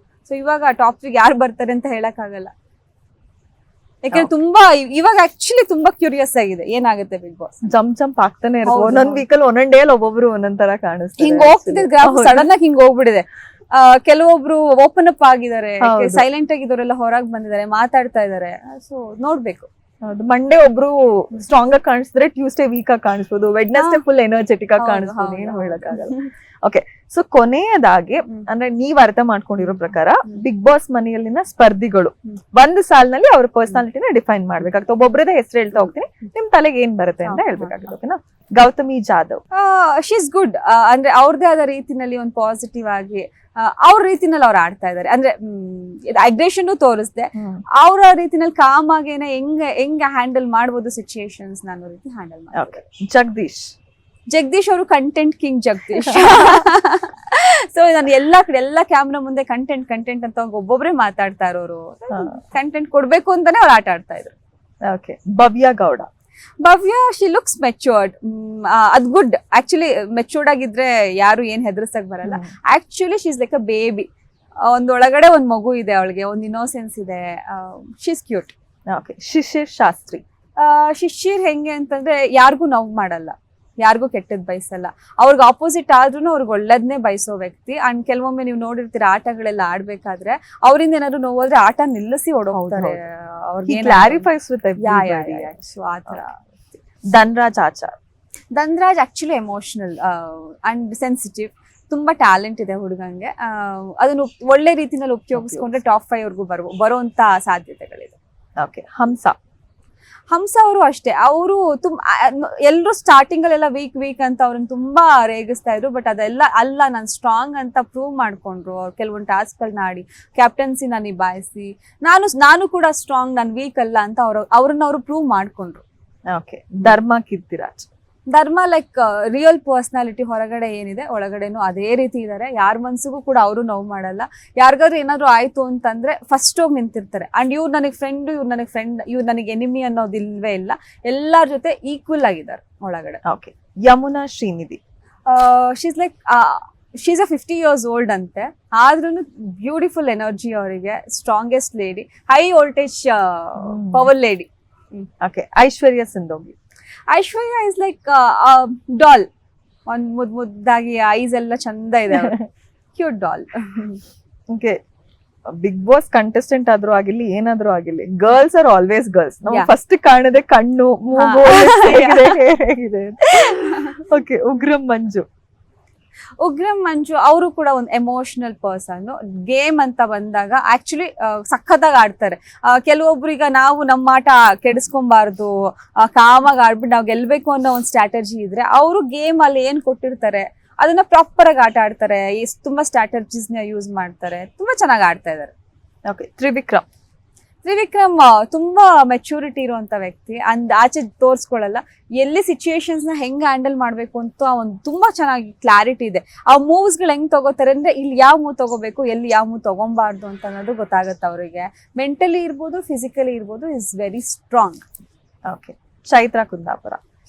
ಚೈತ್ರ ಅವ್ರಿಗೆ ಭಾಷೆ ಅಂದ್ರೆ ಮಾತು ಸ್ವಲ್ಪ ಜಾಸ್ತಿ ಮಾತಾಡ್ತಾಳೆ. ಬಟ್ ಹಾರ್ಟ್ಲಿ ತುಂಬಾ ಒಳ್ಳೆ ಹುಡುಗಿ. ಅಂದ್ರೆ ಅವಳನ್ನ ಅರ್ಥ ಮಾಡ್ಕೊಂಡ್ರೆ ಅವಳೇನು ಅನ್ನೋದು ಗೊತ್ತಾಗುತ್ತೆ. ಅವಳ ಮಾತನ್ನೇ ಜಡ್ಜ್ ಮಾಡಕ್ ಹೋದ್ರೆ ಎಲ್ರಿಗೂ ನೋವಾಗುತ್ತೆ. ಬಟ್ ಹಾರ್ಟ್ಲಿ ಒಳ್ಳೆ ಹುಡುಗಿ. ಆ ಮಾತನ್ನ ನಾವ್ ಅರ್ಥ ಮಾಡ್ಕೋಬೇಕು. Okay. Ranjit Kumar. Ranjit is also physically very strong. ಅದೇ ಅಷ್ಟು ನಂಗೆ ಅರ್ಥ ಮಾಡ್ಕೊಳಕ್ ಆಗಿರ್ಲಿಲ್ಲ ಇನ್ನು ಒಳಗಡೆ. ನಾನ್ ನೋಡ್ದಂಗೆ 2 ವಾರದಲ್ಲಿ ಏನ್ ನೋಡಿದ್ದೆ, ಒಂದು ಫ್ರೆಂಡ್ಶಿಪ್ ತುಂಬಾ ವ್ಯಾಲ್ಯೂ ಮಾಡ್ತಾರೆ. ನಾನ್ ನಿಂತ್ಕೊಂಡು ನಿಮ್ಮನ್ನೆಲ್ಲ ಸೇವ್ ಮಾಡ್ತೀನಿ ಅನ್ನೋ ಒಂದು ಕ್ಯಾರೆಕ್ಟರ್. ಓಕೆ. ಮಾನಸ ಅವರು. ಅದೊಂದು ಮುದ್ದು ಹುಡುಗಿ. ಅವಳು ಹಂಗೆ, ನಾನು ಇರೋದೇ ಹಿಂಗೆ, 3 ತಿಂಗಳಿಗೋಸ್ಕರ ನಾನು ಚೇಂಜ್ ಆಗಲ್ಲ, ನನ್ನ ಭಾಷೆನೇ ಹಿಂಗೆ, ನಾನು ಮಾತಾಡೋದೇ ಹಿಂಗೆ. ಒಂಥರ ಅವಳಿದ್ರೆ ವಾತಾವರಣ ತುಂಬಾ ನಗ್ನಗ್ತಾ ಚಂದ ಇರುತ್ತೆ. Okay. Gold Suresh. Gold Suresh ಅವರು ಕೂಡ ನಾನು ಸ್ಟಾರ್ಟಿಂಗ್ ಅಲ್ಲಿ ತಪ್ಪು ತಿಳ್ಕೊಂಡಿದ್ದೆ ಅವ್ರ ಬಗ್ಗೆ. ಏನೋ ಸ್ಕೆಚ್ ಆಗ್ತಿರ್ತಾರೆ, ಏನೋ ಪ್ಲಾನ್ಸ್ ಮಾಡ್ತಿರ್ತಾರೆ ಅಂತ. ಬಟ್ ಆಕ್ಚುಲಿ ಅವರು ಆಟ ಆಡ್ಬೇಕು, ನನ್ ಗೆಲ್ಬೇಕು ಅಂತ. ಆಮೇಲೆ ಮಗಳು ಅಂತ ಬಂದ್ರೆ, ಫ್ಯಾಮಿಲಿ ಅಂತ ಬಂದ್ರೆ ಅವ್ರ ಬಾಂಧವ್ಯಗಳಿಗೆ ತುಂಬಾ ಬೆಲೆ ಕೊಡ್ತಾರೆ. Emotional person. ಬಟ್ ಒಳಗಡೆ ಆಚೆ ಕಾಣಿಸಲ್ಲ ಅವ್ರ ಕಣ್ಗಳಿಂದ. ಮೋಕ್ಷಿತಾ ಪೈ. ಮೋಕ್ಷಿತಾ ಅವ್ರಿಗೊಂದು ಕೇರಿಂಗ್ ನೇಚರ್ ಇದೆ. ನಾನು ಅಬ್ಸರ್ವ್ ಮಾಡಿದಾಗ ನರಕದಲ್ಲಿ ಇದ್ದಾಗ. She is good, very decent. And ತುಂಬಾ ತರ್ಲೆ ಕೂಡ. ಡೀಸೆಂಟ್ ಇದ್ದಾರೆ, ಹಾಗೆ ಎಲ್ಲರ ಜೊತೆ ತರ್ಲೆ ಮಾಡ್ಕೊಂಡು ರೇಗಿಸ್ಕೊಂಡಿರ್ತಾರೆ. ಅಂಡ್ ಈ ನಡುವೆ ಸ್ವಲ್ಪ ಅಗ್ರೆಷನ್ ತೋರಿಸ್ತಾ ಇದ್ದಾರೆ. ಅದೇನ್ ಬೇಡ, ಅವ್ರಿಗೆ ಸೂಟ್ ಆಗಲ್ಲ. ಅವರು ನಾರ್ಮಲ್ ಆಗಿದ್ದಿದ್ ಮೋಕ್ಷಿತಾ ಏನಿದ್ರು ಅದು ತುಂಬಾ ಚಂದ. ನಿಮ್ಮ ಜರ್ನಿ ಶುರು ಆಗಿದ್ದು ಅಣ್ಣಯ್ಯ ಸೀರಿಯಲ್ ಮೂಲಕ. ಈ ಅವಕಾಶ ನಿಮ್ಗೆ ಹೇಗ್ ಸಿಕ್ಕಿದ್ದು? ಅಂಡ್ ಈ ಸೀರಿಯಲ್ ನಲ್ಲಿ ಸಾಕಷ್ಟು ಹಿರಿಯ ಕಲಾವಿದರು ಅಭಿನಯಿಸಿದ್ರು. ಸೊ ಅದ್ರ ಬಗ್ಗೆ ಹೇಳೋದಾದ್ರೆ, ಒಂದು ರೀಕ್ಯಾಪ್ ಹಾಕೋದಾದ್ರೆ. ನಂಗೆ ಒಬ್ರು ಮ್ಯಾನೇಜರ್ ಆ ಸೀರಿಯಲ್ಗೆ ರೆಫರ್ ಮಾಡಿದ್ದು. ಆಲ್ರೆಡಿ ಅವ್ರಿಗೆ ಎಲ್ಲರದು ಕ್ಯಾಸ್ಟಿಂಗ್ ಆಗೋಗಿತ್ತು. ಅದಕ್ಕಿಂತ ಮುಂಚೆ ಏನ್ ಮಾಡ್ತಿದ್ರಿ? ಅದಕ್ಕಿಂತ ಮುಂಚೆ ನಾನು ಕಾಲೇಜಲ್ಲಿ ಓದ್ತಾ ಇದ್ದೆ, engineering, electronics and communication, Acharya institutes ಅಲ್ಲಿ ಓದ್ಬೇಕಾದ್ರೆ ನನಗೆ ಕಾಲೇಜ್ ಫೆಸ್ಟಿಗೆ ನಾನು ಪಾರ್ಟಿಸಿಪೇಟ್ ಮಾಡಬೇಕು ಅಂತ, ಡಾನ್ಸ್ ಕಲಿಯೋಕ್ಕೆ ಅಂತ ಹೋಗ್ತೀನಿ. ಅಲ್ಲಿ ಒಬ್ರು ಡೈರೆಕ್ಟರು, ಪ್ರೊಡ್ಯೂಸರು ಮತ್ತೆ ಮ್ಯೂಸಿಕ್ ಡೈರೆಕ್ಟರ್ 3 ಜನ ಬಂದು ಮ್ಯೂಸಿಕ್ ಕೇಳಕ್ಕೆ ಅಂತ ಅಲ್ಲಿ ಬಂದಿರ್ತಾರೆ ಸ್ಟುಡಿಯೋಗೆ. ನಾನು ನೀರ್ ಕುಡಿತಾ ಇದ್ದೆ, ಡ್ಯಾನ್ಸ್ ಪ್ರಾಕ್ಟೀಸ್ ಮುಗಿಸ್ಕೊಂಡ್ ನೀರ್ ಕುಡಿತಾ ಇದ್ದೆ. ಅವರು ಡ್ಯಾನ್ಸ್ ನೋಡ್ತಾ ಇದ್ರಂತೆ ಹಾಲಲ್ಲಿ. ಆಕ್ಟಿಂಗ್ ಏನಾದ್ರು ಇಂಟ್ರೆಸ್ಟ್ ಇದೆಯಾ ಅಂತ ಕೇಳಿದ್ರು. ಇಲ್ಲ ತುಂಬಾ ಮುದ್ದಾಗಿ ಎಕ್ಸ್ಪ್ರೆಷನ್ಸ್ ಕೊಡ್ತಾ ಇದ್ರಿ, ನಿಮ್ಗೆ ಏನಾದ್ರು ಆಕ್ಟ್ ಮಾಡೋದಾದ್ರೆ ನಮ್ಮ ಸಿನಿಮಾದಲ್ಲಿ ಹೀರೋಯಿನ್ ಆಗಿ ಮಾಡ್ಬೋದಾ ಅಂತ ಕೇಳಿದ್ರು. ನಾನು ನನ್ಗೆ ಆಕ್ಟಿಂಗ್ ನಂಗೆ ಏನು ಗೊತ್ತಿಲ್ಲ ಅಂತ ಹೇಳ್ದೆ. ಅವ್ರಿಲ್ಲ, ನಾವು ಹೇಳ್ಕೊಡ್ತೀವಿ, ನಮ್ಮ ಮನೆಯಲ್ಲಿ ಕಳ್ಸಲ್ಲ, ನೀವ್ ಬೇಕಾದ್ರೆ ನಮ್ಮ ಮಮ್ಮಿ ಡ್ಯಾಡಿ ಹತ್ರ ಮಾತಾಡಿ. ಯಾಕೆ ಇಂಟ್ರೆಸ್ಟ್ ಒಂಚೂರು ಇತ್ತು ಇಂಡಸ್ಟ್ರಿದು, ಅದೇ ಹೆಂಗಿರುತ್ತೆ ಅಂತ. ಬಟ್ ಹೋಗಿ ಆಕ್ಟ್ ಮಾಡುವಷ್ಟು ಧೈರ್ಯ ಇರ್ಲಿಲ್ಲ. ಬಟ್ ಅದ್ ಇಂಟ್ರೆಸ್ಟ್ ಇದ್ದಿದ್ದಕ್ಕೆ ಏನ್ ಮಾಡ್ದೆ, ನನ್ನ ಕೇಳಿದ್ರೆ ಏನು ವರ್ಕೌಟ್ ಆಗಲ್ಲ, ನಮ್ಮ ಮಮ್ಮಿ ಡ್ಯಾಡಿನ ಕೇಳಿ ಅಂತ ಹೇಳಿ ಡ್ಯಾಡಿ ಬಳಸಿ ಹೆಂಗಿದ್ರು ಅಲ್ಲೇ ಬರೋದಲ್ಲ, ನೀವೇ ಹೋಗ್ಬಿಡಿ. ಡ್ಯಾಡಿ ನಂಬರ್ ಕೊಟ್ಟು ಬಂದೆ. ಅವ್ರ ಹತ್ರ ಕೋಆರ್ಡಿನೇಟ್ ಮಾಡ್ಕೊಂಡು ಮನೆಗ್ ಬಂದ್ ಕೇಳಿದ್ರು. ಸೊ ಫಸ್ಟ್ ಸಿನಿಮಾ ಅಂದ್ರೆ ಒಪ್ಕೊಂಡ್ರು ಎಲ್ಲ ಮನೇಲಿ. ಅಂದ್ರೆ ಸ್ಟಾರ್ಟಿಂಗ್ ಬೇಡ ಅಂದ್ರು, ದೇ ಆರ್ ಲೈಕ್ ಇಲ್ಲ ನನ್ನ ತಮ್ಮ ಮಾಡಿಸಿ ಎಲ್ಲರಿಗೂ ಆಪರ್ಚುನಿಟಿ ಸಿಗಲ್ಲ ಅಂತ ಫಸ್ಟ್ ಸಿನಿಮಾ ಮಾಡಿದ್ದು. ಅದೇ ಸಿನಿಮಾ ಮ್ಯಾನೇಜರು ಈ ಸೀರಿಯಲ್ ನಂಗೆ ಹೇಳಿದ್ದು. ಆ ಸೀರಿಯಲ್ ಅಲ್ಲಿ ಆಲ್ರೆಡಿ ಎಲ್ಲ ಶೂಟ್ ಆಗಿತ್ತು. ಅಣ್ಣ ಹೊರಟ ಪ್ರಶಾಂತ್, ಅಪ್ಪ ಅಭಿಜಿತ್ ಅವರು, ಮಾವ ಸತ್ಯಜಿತ್. ಸೊ ಎಲ್ಲ big star cast, multi star cast serial, ಅವರೆಲ್ಲರದು ಆಲ್ರೆಡಿ ಶೂಟ್ ಆಗಿದೆ.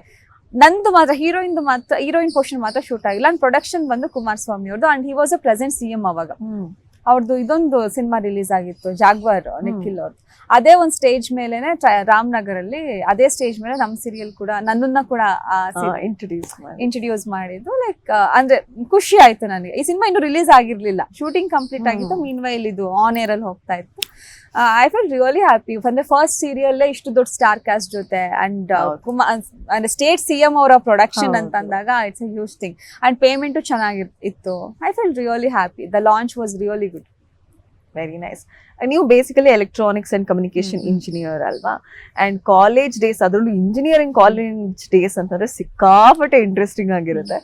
So college days and friends gang ಬಗ್ಗೆ ಏನ್ ಹೇಳ್ತೀರಾ? ಫ್ರೆಂಡ್ಸ್ ಆ ಕಾಲೇಜಲ್ಲಿ ನಾವು 9 ಜನ ಇದ್ವಿ ಆಯ್ತಾ. ನವಗ್ರಹ ಅಂತ ಒಂದು ವಾಟ್ಸ್ಆಪ್ ಗ್ರೂಪ್ ಕೂಡ. 9 ಜನ, ನಿಮ್ ಗ್ಯಾಂಗ್ಗೆ 9 ಜನ. 3 ಜನ ಹುಡುಗಿರು, 6 ಜನ ಹುಡುಗರು ಇರ್ತಾ ಇದ್ರು. ಸಖತ್ ಮಜಾ ಮಾಡ್ತಿದ್ವಿ. ಸಮ್ಟೈಮ್ಸ್ ಒಬ್ರು ಕಾಲೇಜ್ಗೆ ಹೋಗಿಲ್ಲ ಅಂದ್ರೆ ಯಾರು ಹೋಗ್ತಾ ಇರ್ಲಿಲ್ಲ. ಆ ತರ ಅಂದ್ರೆ ಎಲ್ರು ಈಗ ಬರಲ್ಲ ಅಂತ ಗ್ರೂಪ್ ಅಲ್ಲಿ ನಾನು ಬರ್ತಾ ಇಲ್ಲ ಅಂತಂದ್ರೆ ಅಲ್ಲಿದ್ದವ್ರು ಕ್ಲಾಸ್ ಒಳಗಡೆ ಕೂತಿದ್ದವರು ಬ್ಯಾಗ್ ಎತ್ಕೊಂಡು ಆಚೆ ಬಂದ್ಬಿಡೋದು. ಕಾಲೇಜಲ್ಲಿ ಲೈಕ್ ಅವ್ರ ಹತ್ರ 6 ಜನ ಹುಡುಗರ ಹತ್ರನು ಪಲ್ಸರ್ 220 ಬೈಕ್ ಇತ್ತು. ನಮ್ಮ ಹತ್ರ ವೈಟ್ ಆಕ್ಟಿವಾ ಎಲ್ಲ 3 ಜನ ಹುಡುಗರು. ಎಲ್ ಬೇಕೋ ಅಲ್ಲಿ ಆರಾಮಾಗಿ ಓಡಾಡ್ಕೊಂಡಿರ್ತಾ ಇದ್ವಿ. ಬಂಕ್ ಮಾಡಿದ್ಮೇಲೆ ಎಲ್ಲಾ ಪೇರೆಂಟ್ಸ್ ಗಳನ್ನ ಕರ್ಸೋರು, ಸುಮ್ನೆ ಕೈ ಕಟ್ಕೊಂಡು ನಿಂತ್ಕೋತಾ ಇದ್ವಿ HOD ಚೇಂಬರ್ ಮುಂದೆ. ಆಮೇಲೆ some time shortage of attendance ಕೂಡ ಆಗಿತ್ತು ಒಂದ್ ಸೆಮಿಸ್ಟರ್ ನಲ್ಲಿ. ಅದಕ್ಕೆ ಹಾಲ್ ಟಿಕೆಟ್ ಕೊಡಲ್ಲ ಅಂತ ಡ್ಯಾಡಿನ ಕರ್ಸಿದ್ರು. ನಾನು ಅವಾಗ ಲ್ಯಾಬಲ್ಲಿ ಕುತ್ಕೊಂಡಿದ್ದೀನಿ. ಲ್ಯಾಬಲ್ಲಿ ಏನೋ ಮಾಡ್ತಾ ಇದ್ವಿ, ಸಮ್ ಡಿಜಿಟಲ್ ಲ್ಯಾಬ್.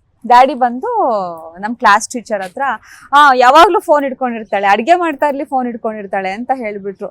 ಅಡ್ಗೆ ಮಾಡುವಾಗ್ಲೂ ಫೋನ್ ಇಟ್ಕೋತೀಯ, ನೀನ್ ಅಡ್ಗೆನೂ ಮಾಡ್ತೀಯಾ ಅಂತ ಅಂದ್ಬಿಟ್ಟು ಫುಲ್ ರೇಕ್ಸಕ್ ಶುರು ಮಾಡ್ತಾ ಇದ್ರು. ಒಂಥರ ಫನ್ ಆಗಿತ್ತು ಕಾಲೇಜ್ ಲೈಫ್. ಆಮೇಲೆ ಹೋಗ್ಬಿಟ್ಟು ನಾವು ಸೆಂಟ್ರಲ್ ಲೈಬ್ರರಿಯಲ್ಲಿ ಕುತ್ಕೋತಿದ್ವಿ, ಕಾಫಿ ಡೇಲ್ ಕುತ್ಕೋತಿದ್ವಿ. ಕಾಲೇಜ್ ಕ್ಯಾಂಟೀನ್ ಅಂತೂ ಅಂದ್ರೆ ತುಂಬಾ ದೊಡ್ಡ ಹ್ಯೂಜ್ ಕ್ಯಾಂಪಸ್ ಇಟ್ ಇಸ್. ಎಲ್ಲಾನು ಬ್ಯೂಟಿಫುಲ್ ಆಗಿರ್ತಿತ್ತು. ಬಂಕ್ ಮಾಡೋದು, ಅಲ್ಲೋಗಿ ಕುತ್ಕೊಳ್ಳೋದು. ಈ ತರ ಇದ್ದಾಗ ಕಾಲೇಜಲ್ಲಿ ಶೂಟಿಂಗ್ಸ್ ನಡೀತಾ ಇತ್ತು. ನಾನು ಫಸ್ಟ್ ಶೂಟ್ ನೋಡಿದ್ದು ಗೂಗ್ಲಿ, ಯಶ್ ಅವ್ರದ್ದು. ಎಷ್ಟು ಟೇಕ್ಸ್ ಮಾಡ್ತಾರೆ ಅಂತೆಲ್ಲ. ಅವ್ರು ನಿಜವಾಗ್ಲು ಕೃತಿಕರ ಬಂದ ಅವ್ರು ಆಕ್ಟ್ ಮಾಡ್ಬೇಕಾರೆ ಎಸ್ ಸರ್ ಇಲ್ಲಿ ಕುತ್ಕೊಂಡು ಮಾನಿಟರ್ ನೋಡ್ತಾ ಇದ್ರು. ಸರಿಯಾಗಿ ಥರ್ಮಾಕೋಲ್ ಏನೋ ಹಿಡ್ದಿರ್ಲಿಲ್ಲ. ಅವ್ರ ಬಾರೋ ಈ ಕಡೆ ಅಂತ ಅಂದ್ಬಿಟ್ಟು ಅವರೇ ಹಿಂಗಂದು ನಾವು ಎಷ್ಟು down to earth simplicity personality ಇವರಿಗೆ. ಅವರು ಹೀರೋಯಿನ್ ಆಕ್ಟ್ ಮಾಡೋರ್ಗು ಥರ್ಮಾಕೋಲ್ ಅವರೇ ಇಟ್ಕೊಂಡು ಬಂದು ಓಕೆ ಶಾರ್ಟ್ ಓಕೆ ಅಲ್ವಾ ಅಂತ ಬಂದು ಕುತ್ಕೊಂಡ್ರು. ಅವೆಲ್ಲ ನೋಡ್ತಾ ಇದ್ವಿ ನಾವು. ಅಂದ್ರೆ ಅವಾಗ ನಾನು ಇನ್ನೂ ಇಂಡಸ್ಟ್ರಿಗೆ ಬಂದಿರಲಿಲ್ಲ. ಹೌದು, ಗೂಗ್ಲಿ ಬಂದಾಗ ಇನ್ನೂ ಇಂಡಸ್ಟ್ರಿಗೆ ಬಂದಿರಲಿಲ್ಲ. ಎಷ್ಟು ಸಿಂಪ್ಲಿಸಿಟಿ ಇದೆ. ಇವೊಂದು ಸ್ಟಾರ್ಸ್ ಆದ್ರೂ ಎಷ್ಟು ಸಪೋರ್ಟಿವ್ ಆಗಿರ್ತಾರೆ ಟೀಮ್ಗೆ ಅಂತ ನೋಡ್ತಾ ಇದ್ದೆ. ಅದಾದ್ಮೇಲೆ ರಥಾವರ, ಅದು ನೆಕ್ಸ್ಟ್ ಡೇ ರಥಾವರ ಶೂಟಿಂಗ್ ಬಂತು. ರಚಿತಾ ರಾಮ್ ಅವ್ರು ಎಷ್ಟು ಒಂದೇ ಸೀನ್ 3-4 ಸಲ ಮಾಡೋದು. ಈ ತರ ಎಲ್ಲ ಆಕ್ಟ್ ಮಾಡ್ತಾರ, ನಾವೇನೋ ಅನ್ಕೊಂಡಿರ್ತೀವಿ ಅಂತೆಲ್ಲ ಅನ್ಕೊಂಡು ನೋಡ್ತಾ ಕೂತಿರ್ತಾ ಇದ್ವಿ. ಅಂಡ್ ನನ್ನ ಫೇವ್ರೇಟ್ ಸ್ಟಾರ್ ದರ್ಶನ್ ಸರ್ ಅವ್ರದ್ದು. ಕ್ಯಾಂಪಸ್ ಅಲ್ಲಿ ಇದು ಐರಾವತ ಶೂಟಿಂಗ್ ಕೋರ್ಟ್ ಸೆಟಪ್ ಹಾಕಿದ್ರು. ನಾನಂತೂ ಫುಲ್ ಡೇ ಕ್ಲಾಸ್ಗೆ ಹೋಗಿಲ್ಲ. ನಾನು ಹೋಗಿಲ್ಲ ಅಂದ್ಬಿಟ್ಟು ಎಲ್ಲರೂ ಕೂರ್ಸ್ಕೊಂಡಿದ್ದೆ, ನೀವು ಹೋಗ್ಬಾರ್ದು ಅಂತ ಹೇಳಿ ಎಲ್ಲಾರು ಕೂರ್ಸ್ಕೊಂಡು ಫುಲ್ ಡೇ ಶೂಟಿಂಗ್ ನೋಡ್ತಾ ಕೂತಿದ್ವಿ. ಆ ತರ ಎಕ್ಸ್ಪೀರಿಯನ್ಸ್ ಮಜಾ ಮಾಡ್ತಿದ್ವಿ ಕಾಲೇಜಲ್ಲಿ. ಓಕೆ, ಈಗಾಗ್ಲೇ ನೀವು 10 ಸಿನಿಮಾಗಳಲ್ಲಿ ನಟಿಸಿದ್ರಲ್ವಾ? Love you, Sahara and Toofan ಸಿನಿಮಾಗಳು ಆಲ್ರೆಡಿ ರಿಲೀಸ್ಗೆ ರೆಡಿ ಆಗಿದೆ. ಸೊ ನಿಮ್ಮ ಸಿನಿಮಾ ಜರ್ನಿ ಬಗ್ಗೆ ಏನ್ ಹೇಳ್ತೀರಾ? ಸಿನಿಮಾ ಜರ್ನಿ ಲೈಕ್ ನಾನು ಯಾವ ತರ ಅಂತಂದ್ರೆ, ನಾನು ನನ್ನ ಪಾತ್ರ ಹೇಗಿದೆ ಅನ್ನೋ ತರ ಚೂಸ್ ಮಾಡ್ತೀನಿ. ನನಗೆ ಎಷ್ಟು ವೇಟೇಜ್ ಇದೆ, ನಾನು ಆ ಪಾತ್ರದ ಎಷ್ಟು ಡಿಫ್ರೆಂಟ್ ಆಗಿ ನಾನು ಮಾಡ್ಬೋದು ಅಂತ. ಒಂದೇ ತರ ಮಾಡೋದಕ್ಕಿಂತ ನಾನು ಚೇಂಜಸ್ಗಳನ್ನ ನೋಡ್ತೀನಿ. ಸೊ ನಾನು ಮಾಡಿರೋ ಪ್ರಾಜೆಕ್ಟ್ಸ್ ತೂಫಾನಲ್ಲಿ 3 ತರ ಶೇಡ್ಸ್ ಬರುತ್ತೆ. ಲವ್ ಯು ಸಹಾರದಲ್ಲಿ ಕ್ಲೈಮ್ಯಾಕ್ಸ್ ಅಲ್ಲಿ ಟ್ವಿಸ್ಟ್ ಇದೆ. ಹಿಮಾಚಲ್ ಹುಡುಗಿ ನಾನು, ಅಲ್ಲೇ ಶೂಟ್ ಆಗಿದ್ದು ಕೂಡ. 1 ತಿಂಗಳು ಮನಾಲಿನಲ್ಲಿ ಶೂಟ್ ಆಯ್ತು, ಅದಾದ್ಮೇಲೆ ಮೈಸೂರಲ್ಲಿ ಶೂಟ್ ಇತ್ತು. ಡಾಕ್ಟರ್ ನಾನು ಅದ್ರಲ್ಲಿ. ಸೊ ಒಂದೊಂದ್ರಲ್ಲೂ ಡಿಫ್ರೆಂಟ್ ಪಾತ್ರಗಳಿದೆ. ಸೊ ಇನ್ ಒಂದಕ್ಕೂ ನಾನು ಅದೇ ತರ ಪಾತ್ರಗಳನ್ನ ಮಾಡ್ಕೊಂಡು ಹೋಗ್ಬೇಕು. ಅಂಡ್ ನನ್ಗೆ ಎಷ್ಟು ವೈಟೇಜ್ ಇರುತ್ತೆ, ಅದರಿಂದ ನನಗೆ ಏನ್ ಸಿಗುತ್ತೆ, ನಾನ್ ಜನಕ್ಕೆ ಏನ್ ಕೊಡ್ಬೋದು, ಇದನ್ನ ನಾನು ಯೋಚನೆ ಮಾಡ್ತೇನೆ. ನೀವು ನಟನೆಯನ್ನ ಪ್ರೊಫೆಷನ್ ಆಗಿ ತಗೊಳ್ತೀವಿ ಅಂತ ಡಿಸೈಡ್ ಮಾಡಿದಾಗ ಮನೆಯವ್ರು ಏನಂದ್ರು, ಅವ್ರ ಪ್ರತಿಕ್ರಿಯೆ ಹೇಗಿತ್ತು? ನಾನ್ ಡಿಸೈಡ್ ಮಾಡಿರ್ಲಿಲ್ಲ. ಮನೆಗ್ ಬಂದ್ ಕೇಳಿದ್ರು ಅಂತ ಹೇಳಿದ್ನಲ್ಲ, ನಾನ್ ನಿಮ್ಗೆ ಹೇಳಿದ್ನಲ್ಲ, ಅವಾಗ ನನ್ ತಮ್ಮ ಹೇಳಿದ್ರು. ಎಷ್ಟೊಂದ್ ಜನ ನಾನು ನೋಡಿರೋ ಹಾಗೆ ಆಡಿಷನ್ಸ್ ಅದು ಇದು ಆಕ್ಟಿಂಗ್ ಕ್ಲಾಸಸ್ ಅಂತ ಎಲ್ಲ ಟ್ರೈ ಮಾಡ್ತಿರ್ತಾರೆ. ಅವ್ಳಿಗೆ ಏನು ಇಲ್ಲದೆ ಮನೆ ಬಾಗ್ಲಿಗೆ ಅವಕಾಶ ಹುಡ್ಕೊಂಡ್ ಬಂದಿದೆ, ದಯವಿಟ್ಟು ಕಳ್ಸಿ ಮಾಡ್ಲಿ ಅಂತ. ಈವನ್ ಬಿಗ್ ಬಾಸ್ ಕೂಡ ನಮ್ಮ ಮನೇಲಿ ಸ್ವಲ್ಪ ಹೆದ್ರಿದ್ರು, ನಿನ್ ಕೈಲಿ ಮಾಡಕ್ ಆಗತ್ತಾ, ನೀನ್ ತುಂಬಾ ಸಾಫ್ಟ್ ಹುಡ್ಗಿ, ಹೋಗಲ್ಲಿ ಅವ್ರು ಯಾರಾದ್ರು ಬೈದಾಗ ನೀನ್ ಅಳ್ತಾ ನಿಂತ್ಕೊಂಡ್ಬಿಟ್ರೆ ಏನ್ ಮಾಡೋದ್ ನಾವು, ಅಲ್ಲಿ ಬಂದ್ ನಾವ್ ಮಾತಾಡ್ಸಕ್ಕೂ ಆಗಲ್ಲ ಅಂತ. ನನ್ ತಮ್ಮ ಅಗೇನ್ ಎಷ್ಟ್ ಜನ ಕಾಯ್ತಿರ್ತಾರೆ ಬಿಗ್ ಬಾಸ್ ಹೋಗೋಕೆ, ಯಾಕ್ ನೀವ್ ಏನಾಗಿದೆ ನಿಮ್ಗೆ ಅಂತ ಮತ್ತೆ ಬೈದು ಹೋಗ್ಲೇಬೇಕು ನೀನು ಅಂತ ಅಂದ್ಬಿಟ್ಟು ಹಠ ಮಾಡಿದ್ದು ನನ್ ತಮ್ಮ. ಸೊ ಆ ತರ ನಾನು ಇಂಡಸ್ಟ್ರಿಗೆ ಬಂದಿದ್ದು. ಓಕೆ, ನಿಮ್ ಪ್ರೊಫೆಷನ್ಗೆ ನೆಸೆಸಿಟಿ ಇರುವಂತ gymnastic, horse riding, dance almost ಎಲ್ಲ ಕಲ್ತು ಬಿಟ್ಟಿದ್ದೀರಾ. ಸೊ ನಿಮ್ ಡೈಲಿ ರುಟೀನ್ ಹೇಗಿರುತ್ತೆ? ಶೂಟಿಂಗ್ ಏನು ಇಲ್ಲ ಅಂತಂದ್ರೆ ಮಾರ್ನಿಂಗ್ 6 to 7 6ಗೆ ಎದ್ದೇಳ್ತೀನಿ. ಕೆಲ್ಸ ದಾಂಟಿ ಡೈಲಿ 6ಗೆ ಎದ್ದೇಳ್ತೀರಾ? ಅದೇ ಏನು ಇಲ್ಲ ನನ್ನ ಕೆಲಸ. ಅಥವಾ ಶೂಟಿಂಗ್ ಇದ್ದಾಗ ನಾನು ಏನ್ ಪ್ರಿಪೇರ್ ಆಗ್ಬೇಕು ಅದೆಲ್ಲ ಇರುತ್ತೆ, ಪ್ಲಾನ್ಸ್.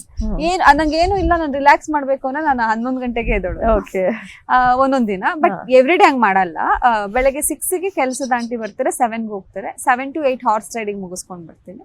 ಮನೆಗ್ ಬಂದು ಸ್ವಲ್ಪ ಹೊತ್ತು ರೆಸ್ಟ್ ಮಾಡಿ 9 to 10:30 11 o'clock ಜಿಮ್ ಮಾಡ್ತೀನಿ, ಬರ್ತೀನಿ, ರೆಸ್ಟ್ ಮಾಡ್ತೀನಿ. ಡಾನ್ಸ್ ಕ್ಲಾಸ್ಗೆ ಮಧ್ಯಾಹ್ನ 2 ಗಂಟೆಯಿಂದ 3 ಗಂಟೆಗೆ ಹೋಗ್ತೀನಿ, ಬರ್ತೀನಿ. ಏನಾದ್ರು ಮೀಟಿಂಗ್ಸ್ ಇತ್ತು ಅಂತಂದ್ರೆ ಅಥವಾ ಯಾರನ್ನಾರ ಮೀಟ್ ಮಾಡ್ಬೇಕು ಫ್ರೆಂಡ್ಸ್ ಅಂದ್ರೆ ಈವ್ನಿಂಗ್ ಕಾಫಿ ಟೈಮ್ ಬಿಟ್ಕೊಳ್ತೀನಿ. And then dinner, sleep. ಎಂತ ಫುಲ್ ಆಕ್ಟಿವಿಟಿ ಪ್ಯಾಕ್ ಡೇ ಅಂತಾನೆ ಅನ್ಬೋದು. ಓಕೆ, ಸಿನಿಮಾ ಇಂಡಸ್ಟ್ರಿ ಅಂತ ಬಂದ್ರೆ ಅದ್ರದೇ ಆದ ಅಪ್ಸ್ ಅಂಡ್ ಡೌನ್ಸ್ ಇರುತ್ತೆ. ಇಷ್ಟು ವರ್ಷಗಳು ನಿಮ್ಗೆ ಅನುಭವ ಇದೆ ಅಲ್ವಾ? ಇಲ್ಲಿನ ಇತಿಮಿತಿಗಳನ್ನು ನೀವ್ ಹೇಗೆ ಅರ್ಥ ಮಾಡ್ಕೊಂಡಿದ್ರ? ಏನ್ ಮಾಡ್ಬೇಕು, ಏನ್ ಮಾಡ್ಬಾರ್ದು, ಹೇಗಿರ್ಬಾರ್ದು ಅನ್ನೋದು? ನಾವೇನೇ ಮಾಡ್ಬೇಕು ಅನ್ಕೊಂಡ್ರು, ಅದ್ ಮಾಡ್ಬೇಕು ಇದ್ ಮಾಡ್ಬೇಕು ಅನ್ಕೊಂಡ್ರು ಮಾಡಿದ್ರು ಅದ್ ವರ್ಕೌಟ್ ಆಗಲ್ಲ. ಅದೆಲ್ಲಿದ್ರು ಬರುತ್ತೆ, ನಮ್ದಲ್ವಾ? ಅದೇನೋ ಬಾರದು ಬಪ್ಪದು ತಪ್ಪದು ಅನ್ನೋ ಹಾಗೆ ನಮಗ್ ಬರುತ್ತೆ ಅನ್ನೋದು ಬಂದೇ ಬರುತ್ತೆ. ಬರಲ್ಲ ಅನ್ನೋದು ನಾವೇನ್ ಎಫರ್ಟ್ ಹಾಕಿದ್ರು ಅದ್ ನಮಗ್ ಸಿಗಲ್ಲ. ಬಟ್ ಶ್ರಮ ಇರ್ಬೇಕು, ಪ್ರಯತ್ನಗಳಿರ್ಬೇಕು. ಆ ಪ್ರಯತ್ನಗಳಲ್ಲಿ ನಾನು ಇದ್ದೀನಿ. ನನಗೆ ಆದಂತ ಒಂದು ಬ್ಯೂಟಿಫುಲ್ ಪ್ರಾಜೆಕ್ಟ್ ಬಂತು ಅಂದ್ರೆ ಅದಕ್ಕೆ 100% ನನ್ನ ಕಡೆಯಿಂದ ಏನ್ ಕೊಡ್ಬೇಕು ಅದನ್ನ ಖಂಡಿತ. ಓಕೆ, ನಟ ಧರ್ಮ ಅವ್ರ ಜೊತೆ ಆಲ್ರೆಡಿ ನೀವು 3 ಸಿನಿಮಾ ಮಾಡಿದೀರ ಅಲ್ವಾ? ನಾವ್ ಯಾವ್ದೇ ಒಬ್ರ ಜೊತೆ ಜಾಸ್ತಿ ಕೆಲಸ ಮಾಡ್ರು ಆಬ್ವಿಯಸ್ಲಿ ಅವ್ರ ಜೊತೆ ಒಡನಾಟ ಇರುತ್ತೆ. ಸೊ ಇದೇ ಕಾರಣಕ್ಕೆ ಬಿಗ್ ಬಾಸ್ ಮನೆಯಲ್ಲಿ ಎಲ್ರಕ್ಕಿಂತ ಹೆಚ್ಚಾಗಿ ನಿಮ್ಗೆ ಅವ್ರ ಜೊತೆ ಒಡನಾಟ ಆಯ್ತಾ? ಹೌದು, ಬಿಕಾಸ್ 3 ಪ್ರಾಜೆಕ್ಟ್ ಒಟ್ಟಿಗೆ ಮಾಡಿರೋದ್ರಿಂದ. ರೀಸೆಂಟ್ ಆಗಿ ಕೂಡ ಒಂದು ಪ್ರಾಜೆಕ್ಟ್ ಕಂಪ್ಲೀಟ್ ಆಯ್ತು ಬ್ಯಾಂಗ್ಳೂರಿಂದ ಅಂತ. ಅದು ಪ್ರಾಬಬ್ಲಿ ಅದು ಅವ್ರ ಆಚೆ ಬಂದ ತಕ್ಷಣ ರಿಲೀಸಿಗೆ ರೆಡಿ ಮಾಡ್ಬೋದು ಅಂತ ಅನ್ಕೊಂಡಿದೀನಿ. ಸೊ ಆ ಒಂದು ಬಾಂಡಿಂಗ್ ನಾವಿಬ್ರು ಮಧ್ಯೆ ಇತ್ತು. And is very caring personality. ನನ್ನನ್ನೇ ಅಂತಲ್ಲ, ಸ್ಪೆಷಲಿ ನನ್ನೇ ಏನಲ್ಲ, ಅವ್ರೆಲ್ರೂ ಕೇರ್ ಮಾಡ್ತಾರೆ. ಈಗ ನಿನ್ನೆ ಶೋಭಾ ಅವರು ಹೇಳಿದ್ರು, ನಾನ್ ಬಂದ ತಕ್ಷಣ ನನ್ ಬ್ಯಾಗ್ ನ ತಗೊಂಡೋಗಿ ಕೊಟ್ರು. ಫ್ರೆಂಡ್ ಆಗಿ ನಾನ್ ಧರ್ಮ ಅವ್ರನ್ನ ತುಂಬಾ ಪಾಪ ಯಾರಿಗೆ ಅದ್ರ ಹತ್ರ ಅವ್ರ ನೇಚರ್ ಇರೋದೇ ಹಂಗೆ. ಅದ್ರ ಜೊತೆಲಿ ನಂದು ಜಾಸ್ತಿ ದಿನಗಳು ಅವ್ರ ಜೊತೆ ಕಳ್ದಿದ್ರಿಂದ ಸಿನಿಮಾ ಶೂಟಿಂಗ್ ಅಲ್ಲೆಲ್ಲ ನನ್ ಜೊತೆ ಒಂದ್ ಸ್ವಲ್ಪ ಜಾಸ್ತಿ ಮಾತಾಡ್ತಾ ಇದ್ರು ಒಳಗಡೆ. ಓಕೆ, ಅಂಡ್ ನಿಮ್ ಬಾಲ್ಯ ಅಂದ್ರೆ ನಿಮ್ ಚೈಲ್ಡ್ಹುಡ್ ಹೇಗಿತ್ತು? ಅಪ್ಪ ಅಮ್ಮ ತಮ್ಮನ ಬಗ್ಗೆ ಹೇಳೋದಾದ್ರೆ? ನನ್ನ ತಮ್ಮನು ಲೈಕ್ 10th ಸ್ಟ್ಯಾಂಡರ್ಡ್ ಇಂದ ನಾನೇ ಟೇಕ್ ಕೇರ್. ಅವ್ನು ಹೇಳಿದ್ನಲ್ಲ, ಸೊ ಅದಕ್ಕಾಗಿ ಹೇಳ್ತಾ ಇದ್ದೀನಿ. ನಾನೇ ನೋಡ್ಕೊಳ್ತೀನಿ ಅಂತ ಅಂದೆ. ರೀಸೆಂಟ್ ಆಗಿ ಅವ್ನಿಗೇನ್ ಬೇಕು, from the phone, mobile, 2 wheeler, college fees ಏನ್ ಬೇಕು ಅದನ್ನೆಲ್ಲ ನಾನೇ ನೋಡ್ಕೊಳ್ತಾ ಇದ್ದೆ. And daddy school master, head master, government school head master. Mummy ಮನೇಲೇ ಇರ್ತಾ ಇದ್ರು. ಅಂಡ್ ತುಂಬಾ ಚೆನ್ನಾಗಿ ಸಾಕಿದ್ದಾರೆ. ಅವ್ರಿಗೆ ಏನೇ ಕಷ್ಟ ಇದ್ರು ಆ ಒಂದು ಟೈಮಲ್ಲಿ ಕಷ್ಟಗಳನ್ನ ನಮಗ್ ತೋರಿಸ್ದೆ ಸಾಕಿದ್ದಾರೆ. ತುಮಕೂರ್ನಲ್ಲಿ ನಾವಿದ್ದು. ಬಟ್ ಇವಾಗ ಅವ್ರಿಗೆಲ್ಲ ಏನ್ ಫುಲ್ಫಿಲ್ ಮಾಡ್ಬೇಕು, ಅವ್ರ ಲೈಫ್ ನ ನಾವ್ ಹೇಗ್ ಫುಲ್ಫಿಲ್ ಮಾಡ್ಬೇಕು, ಅವ್ರು ಏನೋ ಅನ್ಕೊಂಡಿರ್ತಾರೆ ಕೆಲವೊಂದು ಮಾಡಕ್ ಆಗಿರಲ್ಲ ಅವ್ರ ಚಿಕ್ಕ ವಯಸ್ಸಿನಲ್ಲಿ, ಬೇಗ ಮದ್ವೆ ಆದಾಗ ಅಥವಾ ಕೆಲವೊಂದು ನಮ್ ಕೈಯಲ್ಲಿ ಆಗಲ್ಲ ಅಂತ ಅನ್ಕೊಂಡಿರೋದ್ನೆಲ್ಲ ನಾನ್ ತೋರಿಸ್ಬೇಕು, ನಾನ್ ಮಾಡ್ಬೇಕು ಅಂತ ನೋಡ್ಕೊಳ್ತಾ ಇದ್ದೀನಿ ಅಷ್ಟೇ. ಚೆನ್ನಾಗಿ, ವೆರಿ ನೈಸ್. ಅಂಡ್ ಅದಕ್ಕೆ ತಕ್ಕಂಗೆ ಇದ್ರೆ ನಿಮ್ ತರ ತಮ್ಮ ಇರ್ಬೇಕು ಅನ್ನೋ ಹಾಗೆ ನಿಮ್ಗೆ ಸಪೋರ್ಟ್ ಮಾಡ್ತಾರೆ. ಓಕೆ, ಸೊ ನನಗ್ ಅವ್ರು ಸಪೋರ್ಟ್ ಮಾಡ್ತಾರೆ, ಅವ್ರಿಗೆ ನಾನ್ ಸಪೋರ್ಟ್ ಮಾಡ್ತೀನಿ. It's mutual understanding. ಓಕೆ, ನಟಿಯರಿಗೆ ಮನಸ್ಸಿನ ಸೌಂದರ್ಯ ಎಷ್ಟು ಮುಖ್ಯನೋ ಹಾಗೆ ದೇಹ ಸೌಂದರ್ಯನೂ ಕೂಡ ಅಷ್ಟೇ ಮುಖ್ಯ. ನಿಮ್ಮ ಬ್ಯೂಟಿ ಸೀಕ್ರೆಟ್ ಏನು? ಆಕ್ಚುಲಿ ಸ್ಕಿನ್ ಎಲ್ಲ ಹಾಳಾಗಿದೆ, ಮೇಂಟೈನ್ ಮಾಡ್ಬೇಕು. ತುಂಬಾ ನೀರ್ ಕುಡಿಬೇಕು. ನೀರ್ ಬಿಟ್ರೆ ಸ್ಕಿನ್ ಹಾಳಾಗುತ್ತೆ. ಎಷ್ಟು ಸಾಧ್ಯ ಅಷ್ಟು ನೀರ್ ಕುಡಿಬೇಕು. ಫ್ರೂಟ್ಸ್, ವೆಜಿಟೇಬಲ್ಸ್, ಈ 3 ಬಿಡದಲ್ಲೇ ಎವ್ರಿ ಡೇ ಕ್ಯಾರಿ ಮಾಡಿದ್ರೆ ನಮ್ ಬ್ಯೂಟಿ ತರ ಚೆನ್ನಾಗಿ ಮಿಂಚುವುದು ನೋಡಿ. ಅಲ್ಲ ನಾನು ಆಕ್ಚುಲಿ ಮೇಂಟೈನ್ ಮಾಡಕ್ ಆಗಿಲ್ಲ 50 days ಇಂದ ರೈಸ್ ಬಿಟ್ರೆ ಬೇರೆ ಏನು ತಿನ್ನಕ್ ಆಗಿಲ್ಲ. ಅಲ್ಲಿ ಫ್ರೂಟ್ಸ್ ಕೊಡ್ತಾ ಇದ್ರು, ಅದನ್ನು ಸಾಕಾಗ್ತಾ ಇರ್ಲಿಲ್ಲ. ಸೊ ನೀರ್ ತುಂಬಾ ಚೆನ್ನಾಗಿ ಕುಡಿಬೇಕು, ದಟ್ ಈಸ್ ರಿಯಲಿ ಇಂಪಾರ್ಟೆಂಟ್. ಬೇರೆ ಏನ್ ತಿಂತಿರೋ ಬಿಡ್ತಿರೋ ಸ್ವಲ್ಪ ಮಸಾಲ ಎಣ್ಣೆ ಕಡಿಮೆ ಮಾಡಿ ಫ್ರೂಟ್ಸ್ ಜಾಸ್ತಿ. ಇವಾಗ ಸೋಷಿಯಲ್ ಮೀಡಿಯಾ ಹೇಗಾಗಿದೆ ಅಂದ್ರೆ ಅದ್ರಲ್ಲಿ ಬರೋ ಪೋಸ್ಟ್ಗಳು, ಟ್ರೋಲ್ಸ್ ನೋಡಿನೇ ಒಬ್ರು ವ್ಯಕ್ತಿತ್ವನ ಡಿಸೈಡ್ ಮಾಡೋ ತರ ಆಗಿದೆ. ಸೊ ಈ ಸೋಷಿಯಲ್ ಮೀಡಿಯಾ ಬಗ್ಗೆ ನಿಮ್ಮ ಸ್ಟ್ಯಾಂಡ್ ಏನು? ಸೋಷಿಯಲ್ ಮೀಡಿಯಾ ಹೇಗಂತಂದ್ರೆ ಅದೇ ನೀವ್ ಹೇಳ್ದಂಗೆ ನಮ್ಮನ್ನ ಎತ್ತಿ ಹಿಡಿಯೋದು ಅವರೇ, ಸಮಟೈಮ್ಸ್ ಡೌನ್ ಮಾಡೋದು ಅವರೇ. ಬಟ್ ನನಗೇನು ಆ ಥರ ಎಕ್ಸ್ಪೀರಿಯನ್ಸ್ ಆಗಿಲ್ಲ. ಸೋಷಿಯಲ್ ಮೀಡಿಯಾ ಥ್ಯಾಂಕ್ಸ್ ಅಷ್ಟು ಬ್ಯೂಟಿಫುಲ್ ಆಗಿ ನನಗೋಸ್ಕರ ಅವರು ಅವನೊಂದು ಲೈನ್ ಬರ್ದಿರೋದು ನಂಗೆ ತುಂಬಾ ಖುಷಿ ಆಯ್ತು. ಅವರಿಂದನೇ ಬಹುಶಃ ಎಷ್ಟು ಚೆನ್ನಾಗಿ ರೀಚ್ ಆದೆ ಅನ್ಸುತ್ತೆ ನಾನು ಸೋಷಿಯಲ್ ಮೀಡಿಯಾ ಅಂತ. ಇವಾಗಂತೂ ಡಿಜಿಟಲ್ ಎರಾ, ಅದನ್ನ ಎಷ್ಟು ಬ್ಯೂಟಿಫುಲ್ ಆಗಿ ಉಪಯೋಗಿಸ್ಕೊಂತೀವಿ ಅಂತ ಅನ್ನೋದು ನಮ್ಮ ಕೈನಲ್ಲಿರುತ್ತೆ.